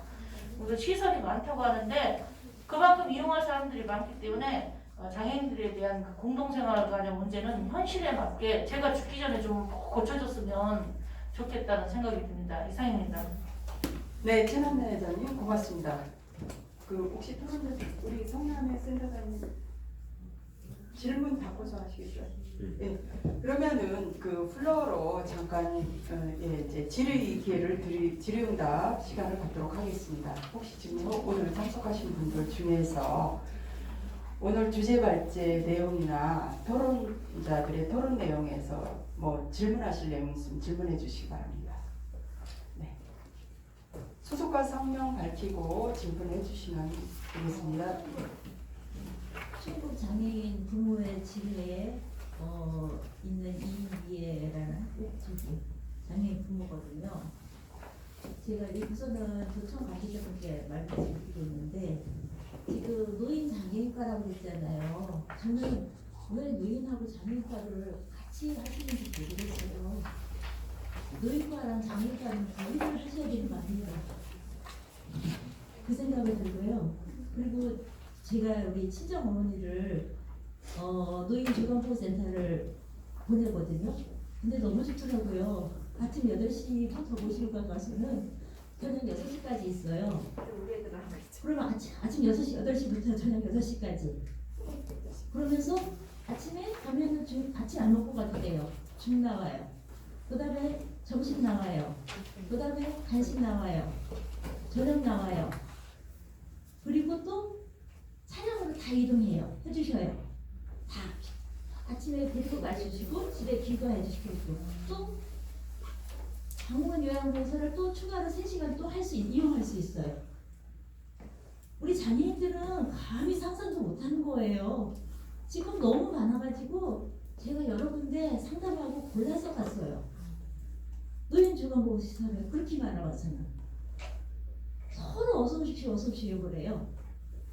근데 장애인 주간보호시설은 지금 우리 아이가 지금 고3이거든요. 청주시만 얘기할게요. 장애인 주간보호시설이 그러니까 사회로 나와서 돌봄이 필요한 장애인이 최소한 청주시만 50명 이상이에요. 그네들은 돌봄이 필요해요. 직업을 못 가져요. 이네들이 어디로 가느냐? 그러면 최소한 돌봄이 필요한 공간이 있어야 돼. 장애인 주간보호시설이건 뭐건 간에. 근데 지금 없어요. 얼마 몇 군데 안 돼요. 안 그러면 집에 있어야 돼요. 저도 걱정이에요. 집에 있어야 돼요. 우리 아이 졸업하면. 지금 그 연 50명이 최소한 매년 갈 수 있는 뭔가만 시설이 만들어져야 되는데 갈 데가 없어요. 지금 주간활동 얘기하는데 장애인 주간활동자 저도 지금 저기 회장님 말씀하시면 타산이 안 맞는다고 그랬죠? 적자라고 그랬죠? 문 닫으실 거라고 그랬죠? 중앙물세 없어요? 어디 가요? 집에 엄마랑 집에 방콕하고 있어야 돼요. 활동보조 시간 졸업하고 직업 안 가지면은 줄어요. 오히려 직업을 가지면 느는데 졸업했다고 돌봄이 더 많이 필요한데 더 줄어요. 도대체 장애인 가진 부모들은 어떻게 하라는 건지 모르겠어요. 주간 활동도 활동보조 시간 이용하는 거예요. 아까 여기 보니까 9시부터 오후 6시까지 이용할 수 있다고 그랬죠? 활동보조 시간 그러면 활동보조 시간이 서울시 부족한데 거기 이용하고 나면은 데리고 오는 거는 누가 하죠? 활동보조에 쓸 수도 없어. 시간이 없어서 안 돼요. 그럼 신도에서 추가로 뭔가 시간을 지원해 주셔야 되는데 그거 없어요. 이 장애인들은 학교를 졸업하고 나면은 부모랑 같이 죽어야 되는 것밖에 없는 거예요. 지금 현실이. 저도 지금 나이가 50대 중반이거든요. 후반을 이제 바라보고 있어요. 얘가 워낙에 중증했어가지고 체력은 온몸이 다 망가져가지고 할머니 체력이에요. 그러면은 얘가 기운이 없어요. 얘를 누가 돌봐야 돼요? 그러면 장애인 공동생활거주, 중증장애인 공동생활거주 시설이 있어야 되는데 직업만 가진 사람만 들어가요. 이 중증장애인들은 갈 데 없어요. 그러니까 가끔씩 보면은 뉴스에 나오는 뭐 같이 뭐 하늘나라로 갔다는 거 그게 딱 맞는 얘기예요. 나도 체력이 떨어져서 얘를 챙길 수 없고 얘는 점점 저기 활발해지고 그러는데 그거 감당 못 하거든요. 같이 죽어야 돼요. 네, 선생님. 네. 지금 그래서 그게 중증장애인 공동생활시설 평생 동안 있을 거 필요하고 그다음에 주간보호센터도 해마다 계속 좀 만드셔가서는 이것도 연령 제한이 뭐 40세까지밖에 안 되는데 평생 이용할 수 있는 그거가 필요한 거예요. 노인 주간보호센터들은 장애인들은 하기가 힘들어요. 1:1 케어가 필요하니까. 이것은 도에서 이거는 좀 적극적으로 좀 신경을 써주셔서는 같이 살 수 있는 같이 이 사회를 살 수 있는 행복한 충전국도가 됐으면 좋겠습니다. 네, 이미연님 고맙습니다. 지금 노인 장애인과장님한테 질문을 하신 거죠? 네. 네, 간단하게 노인 장애인과가 왜 이게 통합이 돼 있는지에 대해서 이거는 분리해야 된다라는 의견 주신 거죠? 네. 네. 그리고 노인주간보호센터는 이제 보니까 상당히 편리한데 장애인에 대한 그런 제도는 지금 되어 있지 않다라는 점 지적해 주셨고요. 그리고 활동보조가 직업이 없으면 시간이 더 줄어듭니까? 네. 저도 그 사실은 지금서 알았는데요. 이런 점은 현실과 맞지 않다라는 점 지적을 해주셨고요. 특히 중증장애인 공동생활시설이 아주 시급하다. 그리고 40세까지만 또 이용할 수 있는 거예요. 지금 현재 40세까지만 이용하는 이런 제도의 문제 개선이 필요하다는 점 말씀을 해주셨는데 물론 충북도에서 이 부분에 대해서 답변할 수 있는 게 한계가 있겠습니다만 김정기 과장님한테 질문을 하셨기 때문에 간단하게 답변을 좀 부탁드리겠습니다. 과장님. 지금 프론트에서 말씀드린 거를 질문하신 걸 먼저 말씀드릴까요? 천안나 회장님하고 총괄적으로 다 네. 우선 답변을 드리기 전에 저도 상당히 안타깝고 지금 이런 자리가 여기뿐이 아니라 하면 저한테 건의를 많이 했어요. 왜냐하면 제가 일을 직접 저희가 해야 되니까. 그래서 내부적으로 이제 여기 의원님 계시지만은 예산부서라든가 기타 국가복지부 가서 얘기하면 거꾸로 제가 여기 계신 분 입장이 돼서 또 그렇게 설명을 합니다. 그런 입장에 설명드린 몇 가지를 간략하게 설명드리겠습니다. 최남래 회장님 말씀하신 거는 지금 장애아동 발달 서비스 이거 여러 가지 금액이라든가 규모 있는데 제가 이 내용을 설명을 안 드리지만 보니까 매년 늘긴 늘었어요. 그런데도 이래요. 그래서 안에 걸 과정은 저보다도 최남래 회장님이 더 잘 아시지만은 저희가 복지부에 이런 내용을 건의도 하고 또 저희가 할 때 수량이라든가 계속 최대한 늘릴 수 있는 거를 시군에서 저희가 수요조사를 시군에서 공문을 보내서 조사를 합니다. 그때도 최대한 많이 우리가 확보할 수 있도록 노력을 하겠습니다. 안에 거는 제가 충분히 공감을 하고 있고요. 저기 그 질문 아니고요. 아니 그 인원수는 늘었는데 올 단가가 안 단가도 올랐다는 그거 포함해서 단가도 저희가 국제부에 건의를 하도록 하겠습니다. 그거 거죠. 포함해서 안 말씀드린 거예요. 올랐으니까. 네. 금액이라는 건 총액이 수량 포함해서 이건 저희 마음은 항상 그렇다는 걸 말씀드리는 거고요. 그래서 안에 거는 뭐 각각의 사업한 3가지 말씀을 하셨는데 다 똑같다는 걸 말씀드리고 그 노인 장애인 이거 분리도 말씀드릴까요? 이거는 여기 이수기 의원님도 계시는 의회 차원에서도 저희가 말씀을 하는데 이제 저희가 제가 도 전체 조직 입장에서 말씀드릴 수는 없지만 노인 장애인 과장으로서 제가 여기 근무한 게 한 지금 팀장하고 과장 포함해서 4년 정도 이상 됐고 직원 때도 일부 근무를 했습니다. 4년 정도. 그래서 그런 소감 정도는 실제 이걸 본 입장에서 여기 뭐 다 저 얼굴 많이 하실 겁니다. 뭐 그런데 첫째는 이제 우선 노인 쪽으로 보면은 노인 인구가 절대적으로 늘어나는 건 누가 부인할 수 없는 거고 제가 간략하게 말씀드리겠습니다. 고령화되는 건 얘기할 수 없는 거고 고령화되면 또 장애도 같이 옵니다. 노인 되면 그리고 또 이 얘기를 합니다. 인원만 갖고 얘기할 때는 노인 쪽 인구 훨씬 많은 건 사실인데 장애인 일은 숫자만 갖고 비교할 수가 없다 이렇게 생각하고 지금 노인 인구가 한 20만 5, 6만 정도 되는데 정확한 숫자는 제가 그런데 지금 장애인 인구가 11만이라고 치면은 2.5회 정도 2.5배가 넘고 2.6, 7배 정도 되는데 일이 그 숫자만 비교하는 게 아니라 결코 적진 않다. 많다고 할 수도 있다. 그리고 일에 여기 계신 분들은 아니지만 일 난이도라든가 민원성 그 입장은 또 어떻게 보면 굉장히 그 절실한 걸 느끼긴 하지만 저희가 감당하기 힘들 정도로 또 욕을 하십니다. 그런 거 나쁘다는 게 아니라 상황이 그래서 그리고 이 상황을 볼 때 저희가 노인 장애인 하는 일 그 내부적인 걸 볼 때는 민원이라든가 그때 떨어진 뭐 처리할 그 사업 처리하기 뭘 생각하면서 할 수 있는 여유가 없다라는 걸 그런 생각도 스스로 생각을 하는 것도 있고 또 한 가지는 그 전국적으로 비교를 할 때 그럼 이제 전국적으로 조직이 어떻게 되어 있느냐 제가 그 분석을 해서 저희가 조직 부서에 작년도에 부모 장애인 단체에서 강력하게 건의를 해서 저희가 자료도 드렸고 또 올해도 지금 그 자료를 조직 부서도 줬고 그 내부적으로 최종 결제만 하면 그 건의를 할 거고 또 의회에서도 요구가 들어가 계십니다.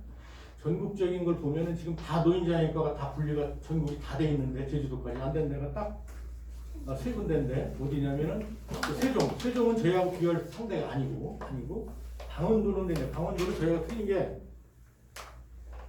그 장애인 일자리 쪽은 여성 일자리과에 사고 있고 또 특히 요새 새로 생기는 업무가 2007년도 장애인 건강권 법이 제정이 돼서 2008년도서부터 본격적으로 아까 여기 말씀하신 것 중에서 장애인 건강묘지라든가 지금 하는 장애인 발달 그 증진센터 또는 건강 지역 앞으로 우리가 해야 될 장애인 지역 의료 센터도 있어요. 이런 건 장애인 말하자면 장애인 의료복지관이라고 보면 되거든요. 물론 이제 여기에 딱 맞는 설명이지만 가장 간단하게 설명드렸는데 이런 부분은 공공의료과에서 하고 있고 이렇게 돼서 실질적으로 가장 취약하게 해서 이런 부분을 설명을 했는데 조직 부서 차원에서 볼 때는 아마 여러 가지 전체 우선순위라든가 방을 보는 것 같아요. 특히 코로나 때문에 그래서 그거 개인적으로는 당연히 돼야 된다라고 보고 있는데 저도 어디 가서 이렇게 표현을 하지만 그런 상황입니다. 그리고 이제 또 아까 프런트에서 장애인 주간 보호시설이라든가 공동생활과정 확충 요거는 전에 이수기 의원님이 저희 도의 오문발언까지 해서 저희가 국지부까지 건해서 뭘 건했냐면 이게 이제 저희가 그 사실 시군 이양 사업이라고 시군으로 업무가 이양된 건 사실인데 저희가 일부가 2008년도까지 2005년도에 시군 업무로 시군에 사야 되는 거 쉽게 얘기하면 그렇지만은 2008년도까지는 도비 일부 전했는데 작년서부터는 못 주는 겁니다. 근데 이제 이 부분은 시군에 하니까 자율적으로 이렇게 확충하는 데 좀 한계가 있어요. 그래서 또 하나를 더 설명드리면 장애인 거주시설 기능보강이라고 해서 뭐 신축이라든가 개축할 때 이 공동생활과정이라든가 단기보호시설 이런 게 다 되는데 지금 정부에서 탈시설이라고 그래갖고 거주시설 쪽에 신축하는 건 없지 않은 그 상황입니다. 그래서 저희가 뭘 건의했느냐면은 장애인 쪽은 국가사업으로 좀 환원을 해주십사 하고 건의 정식했었습니다. 근데 이제 재원 문제 때문에 그건 좀 한계가 있다. 그래서 저희가 얘기를 하고 이런 것도 수시로 말씀은 드리는데 반영되는 거는 아마 국가적인 예산 때문에 그런 것 같기도 하고 그래서 저도 뭐 여기 계신 분들 하시는 말씀을 하나 어느 분 말씀이 틀리다 이렇게 말씀드리는 게 아니라 그 항상 제가 어디 가면 지금 하시는 말씀을 대변해서 위치에 있는 거고 제 역할이고 이렇게 생각해가지고 요 상세하게 얘기 안 되는 혹시 그런 부분이 있으면 저한테 전해 주시든가 또 여기 그 최남래 회장님이랑 유승희 의원님도 계신데 같이 그런 부분은 국가 사업이 지금 말씀드린 거죠 한 3분의 2 정도는 퍼센티지가 정확하진 않지만 상당수가 국가 사업이거든요. 그리고 여기 건의도 하고 저희 나름대로 할 수 있는 게 뭔가를 계속 생각을 하고 있습니다. 그런데 최근 재원 문제라고 얘기하면 좀 그럴지 몰라도 그런 어려운 한계점이 있는 건 사실인데 일단 저희가 할 수 있는 데까지 최선을 다했습니다.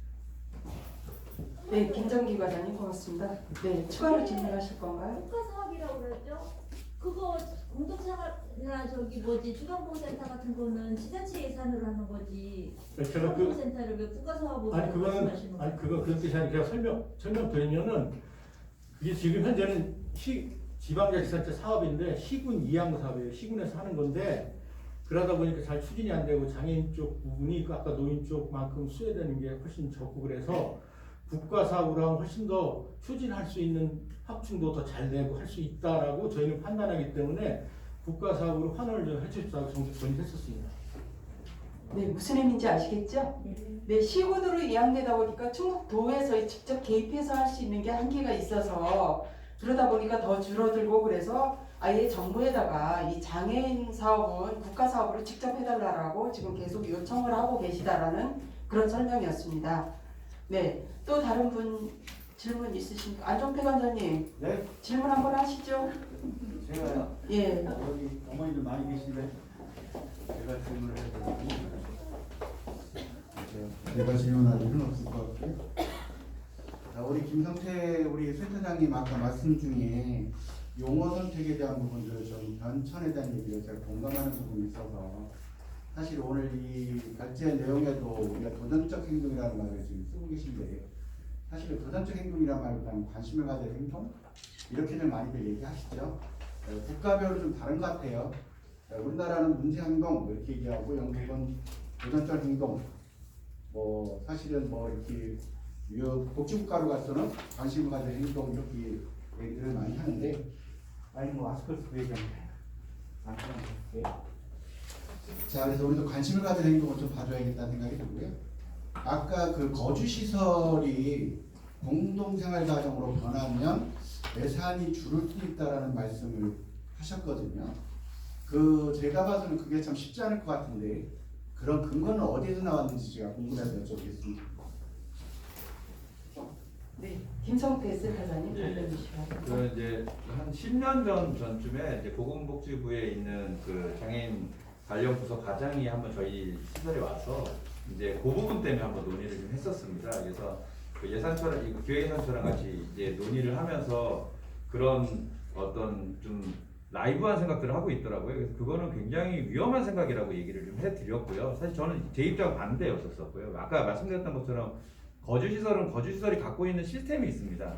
그 시스템들이 거주 환경 안에 있는 장애인들이 뭐 탈시설 때문에 요즘 거주시설이 좀 어려움을 겪고는 있지만 그래도 거주시설 안에 있는 중증장애인들에게는 그 거주 공간에 있으면서 낮활동도 하고 거주시설에 있으면서 또 지역사회 활동도 하고 또 거주시설 안에 있으면서 또 그 장애인들의 어떤 생애 주기의 전반적인 지원을 받고 있기 때문에 이거를 그룹화하는 거는 말도 안 된다는 얘기를 했었었는데 이제 단순 계산만 하더라고요. 그러니까 이제 거주시설 하나를 지원을 아까 우리 그 김정희 과장님 말씀하신 것처럼 그 90개 거주시설 지원하는데 500억 가까이 들어가는데 장애인 그룹홈 공동생활가정 하나 지원할 땐 그룹홈 교사 1명하고 그 다음에 인건비랑 그 운영비 지원밖에 안 되니까 단순 비교를 해놓으면 굉장히 그 낮은 예산이 들어간다는 나이브한 생각을 하고 있더라고요. 그래서 그때 굉장히 강력하게 반대해가지고 그거는 안 되는 접근이다 이렇게 얘기를 좀 했던 부분들입니다. 제가 여쭤보고 싶었던 거는요.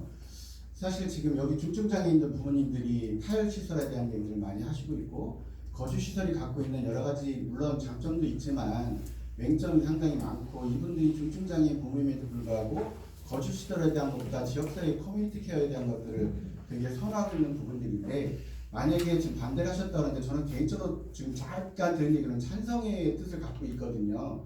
그렇다면 예산의 범주가 거주시설을 운영하는 것이 물론 다 없앨 수는 없겠지만 저희들이 거주시설에 대한 추이가 앞으로는 소규모화로 가고 있는 이유가 완전히 거주시설화 될 수 있는 그 대상자가 아니면 다 지역사회에 담아내자라는 것들이 저희들이 추구하고 있는 복지정책인데, 그러면 거주시설에 갖고 있는 예산을 공동생활 과정으로 돌려서 재원이 확보될 수 있다라면 여기 계신 분이나 제가 갖고 있는 생각은 공동생활을 확충하는 것이 저는 맞다고 보는 건데, 제가 지금 김성태 센터장이 말씀하신 단순 지표로 뭐 거주시설에서 있는 시스템을 공동생활과의 시스템으로 지금 같이 비교를 하면 공동생활 과정 할 수 없거든요.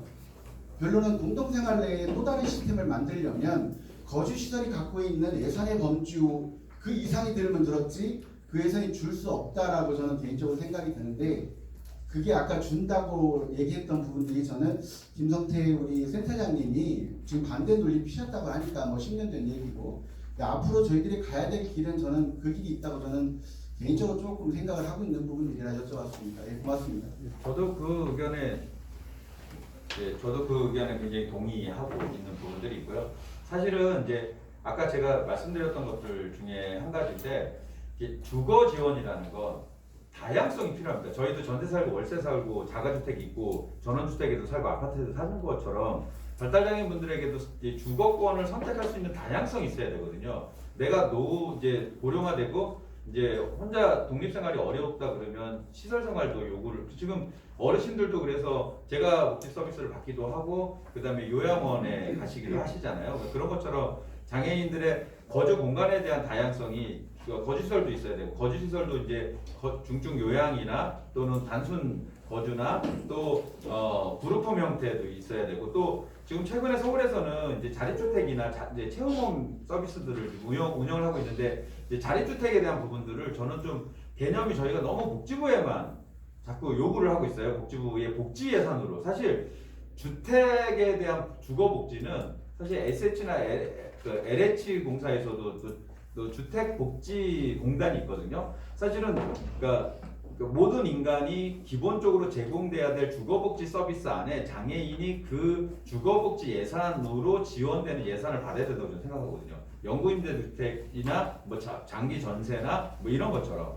그래서 그런 예산들이 국토부 예산들이 사실 있어요. 근데 그게 장애인 쪽으로 오지 않습니다. 그러니까 사실 지금 사회복지에서도 그 종합사회복지관이 굉장히 전국적으로 많아진 건 그 영구임대주택 단지 안에 의무적으로 사회복지관을 짓게 이렇게 법령화했거든요. 사실은 저희가 국토부 예산에서 장애인들이 거주할 수 있는 주택을 지원받고 그 주택에 들어갈 수 있는 장애인을 지원하는 예산은 보건복지부나 또는 지자체 복지 예산으로 투여하고, 단순 하드웨어를 만드는 예산은 저희는 복지 그러면 무조건 복지부에서 예산을 다 만들어야 된다는 그런 한계점들을 얘기를 하고 있거든요. 사실 그거 아닙니다. 사실 그러니까 그거는 국토부의 예산을 가져와야 돼요. 사실. 그래서 장애인들이 선택할 수 있는 주거지의 다양성들이 좀 나타나야 이게 지금 거주시설이냐 그룹홈이냐 뭐 주감 이 문제는 아닌 것 같습니다. 거주는 좀 다른 영역으로 저는 접근을 해야 되지 않을까 이런 생각을 개인적으로 좀 하고 있습니다. 네, 죄송합니다. 제가 우리 마지막으로 드릴 말씀이 있었던 건데요. 우리 이수계 의원님이 오늘 좌장을 본다고 제가 이 자리에 왔어요. 그 이유는 이수계 의원님이 복지 전문가이기도 하지만 전방기 때 의원을 교육위원회에서 하셨거든요. 지금 김성태 의원님 말씀하신 것처럼 우리 복지가 가장 어려운 게 칸막이 행정 때문에 그렇거든요. 네, 핑퐁 행정들을 하시죠. 사실은 우리가 거주권에 대한 거주복지에 대한 주거복지에 대한 것들이 되게 강조되고 있음에도 불구하고 이 복지정책위원회에서 다룰 수 있는 분명한 한계점이 있다는 겁니다. 그래서 앞으로 제가 이수계 의원님 2년 하시는 동안에 여기 계신 우리 어머님들, 우리 회원님들이 발목 꼭 잡으시기를 바라겠습니다. 팬디를 좀 해주시다 부탁을 좀 드리고요. 또 우리 이수계 의원님한테 제가 당부 좀 드리면 이런 어떤 욕구나 정책 대안을 하실 때 그 내용에 대한 것들은 여기에 여가문화도 담겨져 있거든요. 그러면 문화관광부 소속이거든요. 그러면 거주복지면 주택과 관련된 또 부서가 있잖아요. 그 부서의 담당분들도 좀 모셔서 이런 장애인분들이 갖고 있는 여러 가지 욕구 중에 거주에 대한 욕구도 있고 여가문화에 대한 욕구도 있고 하는 이 다양성에 대한 욕구가 있음을 그분들이 인지하시고 그분들도 중앙정부의 예산을 마련하고 할 때 아니면 도의 행정에 담아낼 때 그 그런 게 좀 담아줬으면 좋겠다. 노인장애과가 그를 한 과가 다 담아내기에는 분명히 난맥성을 보일 수밖에 없다. 라는 것들을 좀 우리 위원님이 이면 부위원장님 하시면서 꼭 좀 이뤄주셨으면 부탁의 말씀을 드리겠습니다. 네, 고맙습니다. 감독의 전 부장님 그거를 끝까지 안 보겠습니다. 네, 힘 주실 겁니다. 자, 예, 최경욱 회장님, 예, 마이크 전달해 주시기 바랍니다. 한 분 그 질의 받고요, 답변하고 우리 토론자들 잠깐씩 그 마무리 발언하고 그러고 마무리하도록 하겠습니다. 말씀을 저는 질의가 아니라 이제 안중근 관장님 의견에 되게 많이 동의하는 게요. 이번에 코로나19 상황이 생기고 일반 노인분들 같은 경우에도 우리는 요양원 아니면 주거보호센터 이렇게 하잖아요. 근데 이제 향후 그 욕구조사를 해봤을 때 집에서 케어받기를 원하세요. 저희도. 그러니까 사실은 지금 젊은 청년들 일자리 없으면 지원하죠. 그러니까 저희 아이가 24살이에요. 같은 맥락으로 저희도 한 50만 원씩 주셨으면 좋겠어요. 또 하나 주거에 대한 생각도 저희 정말 많이 하거든요. 근데 저희 친구들도 우리 아이들도 주거 받을 수 있어요. 어딘가에 한정 짓고 어딘가에 묻는 게 가장 큰 문제라고 생각하거든요. 그래서 지금 빨리 가셔야 되는 분들 때문에 말을 참을까 하다가 아무리 꼭 드리고 싶은 말씀이 맞아요. 한정 짓고 칸막이 막아놓고 장애인 틀에만 갖추니까 젊은 청년이고요. 질이 필요하고요. 독립해야 되고요. 기본소득 주셔야 되고요. 그렇게 해결하시면 보건복지부에 가서 예산 달라고 할 일이 생각보다 없는데 저는 개인적으로 엄마들이 우리 부모님들이 요구를 하시려면 공부하셔야 되는 것 같아요. 정말로요. 저는 그런 생각 요즘에 정말 많이 하거든요. 저희가 바라보는 관점들이 달라져야 제대로 요구할 수 있고요. 앞에서 끌어주시고 만들어주시는 분들 있죠. 근데 저희가 생각하는 건 그런 거예요. 주간활동 서비스 저도 되게 필요하고 좋다고 생각했던 사람 중에 하나입니다. 근데 중요한 건 이용자가 가지 못하고 있고요. 운영하고 있는 기관들이 힘들어해요. 문제점이 되게 많은 거죠. 보완하지 않으세요. 만들어주고 그 다음에 해결은 하고 있는 현장에서 해결하라는 거거든요. 저는 사실 이런 데가 좀 더 많았으면 좋겠고요. 조금 시간이 있어서 이런 얘기를 조금 더 할 수 있는 자리가 있었으면 좋겠고요. 사실 이런 자리 만들어 주셔서 너무 감사합니다. 네, 회장님 고맙습니다. 네, 이제 플로어의 질의나 그 건의 사항은 이것으로 마치고요. 오늘 주제 발제를 하시는 오은결 센터장님부터 간단하게 한 1분씩 마무리 발언을 하고 끝내도록 하겠습니다. 오은결 센터장님 한 2분 정도 하셔도 될 것 같습니다. 네. 오늘 되게 의미 있는 자리에 참석해서 발제를 하게 돼서 너무 영광스럽고요.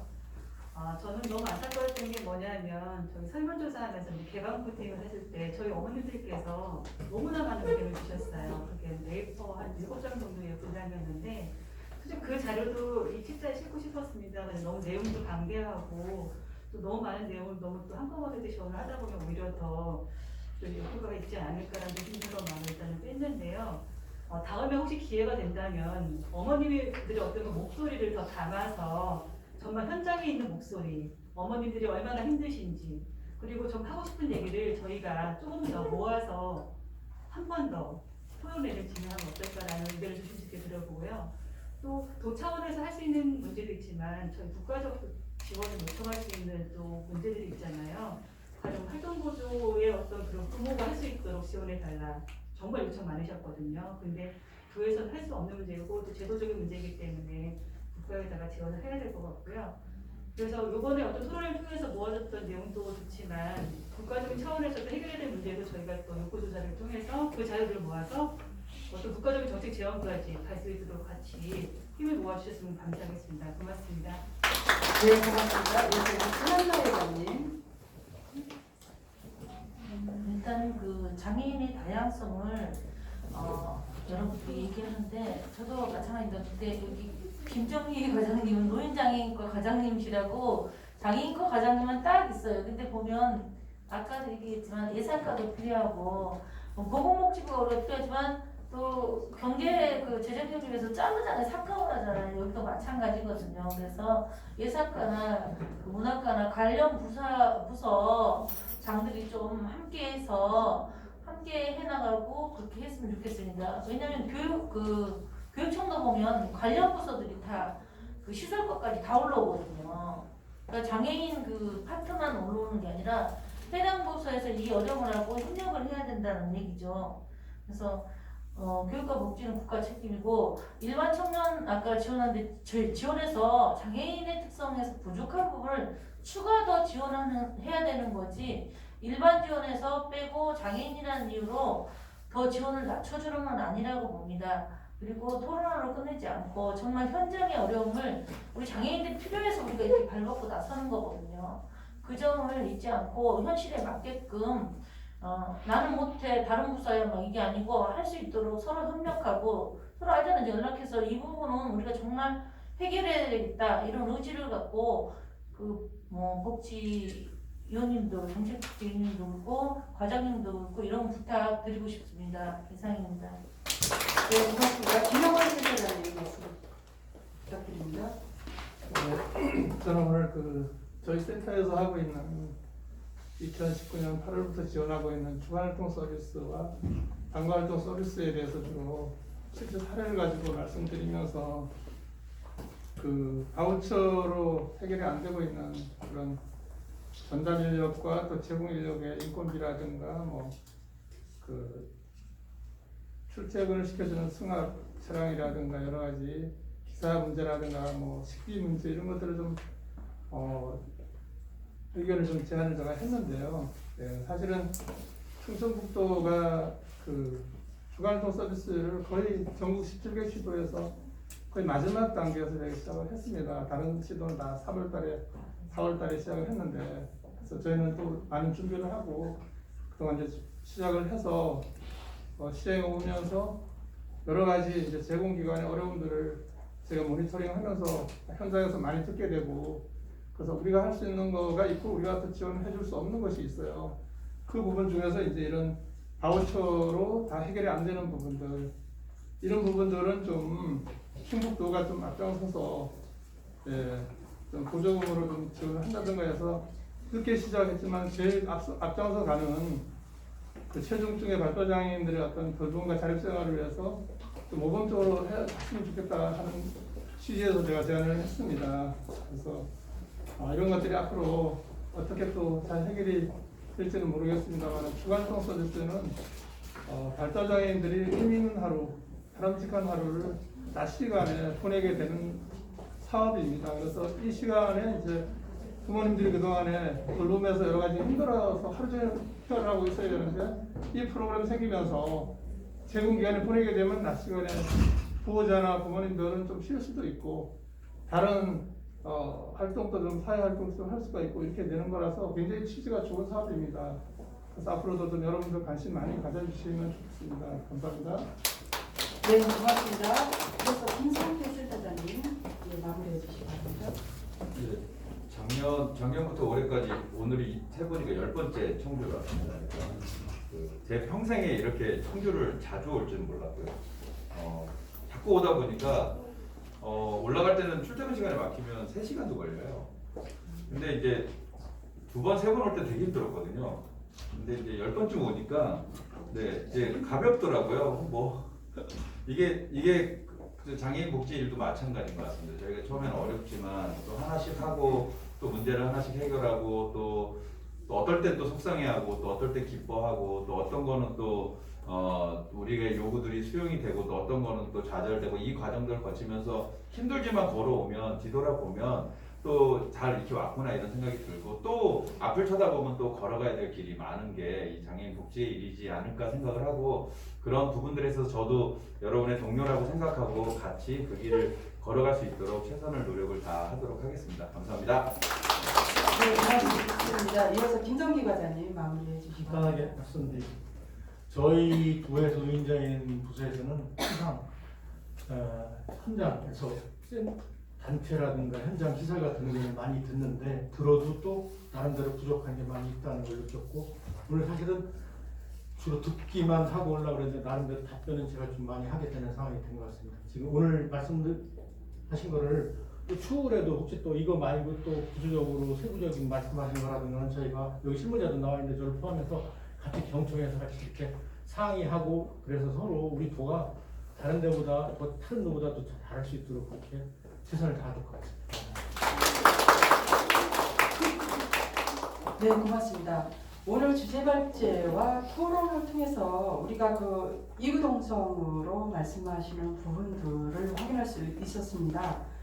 사실 우리는 그 발달장애인 특성에 맞는 지원이 필요하다. 그럼에도 불구하고 우리 그 정책적으로 제도에서 그 이용 기준이라든가 아니면 그 생활 서비스 지원에 있어서의 기준이 오히려 발달장애인에게 맞지 않다.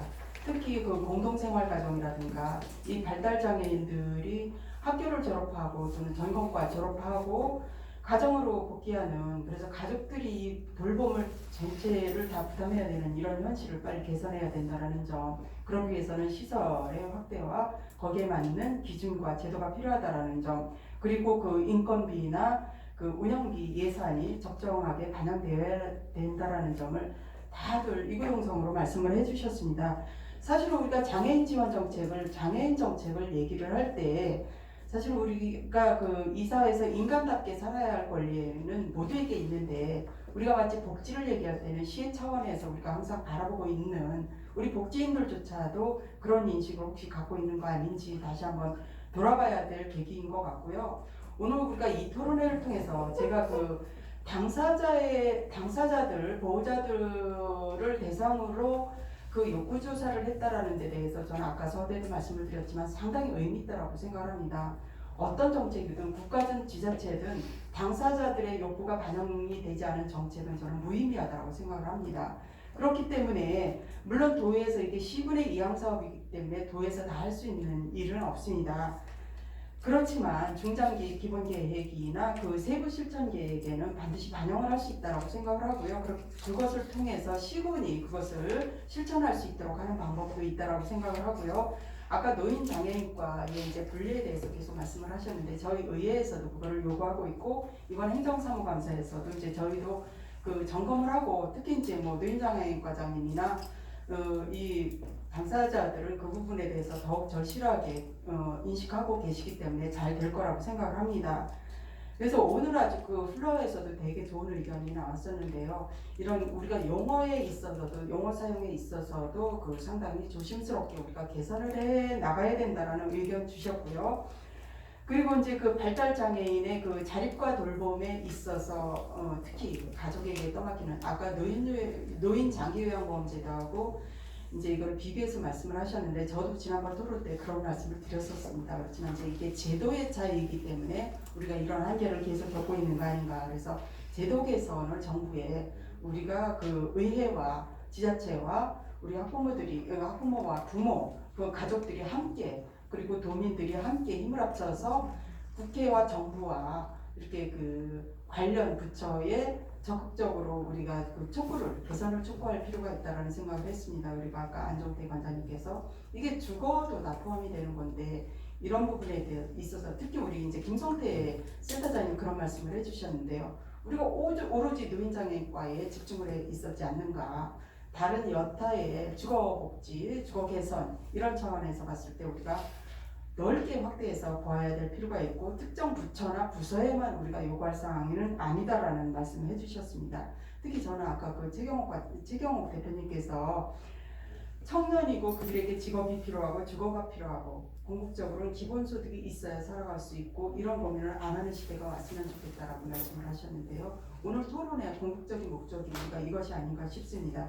그래서 저희도 이후로도 오늘의 토론회를 끝으로 끝나는 것이 아니라 토론회를 계기로 해서 당사자의 의견이 반영될 수 있도록 충북대에 대해서 우리 정책복지위원회 우리 장선배 전 의장님 끝까지 함께 계셔 주셨는데요.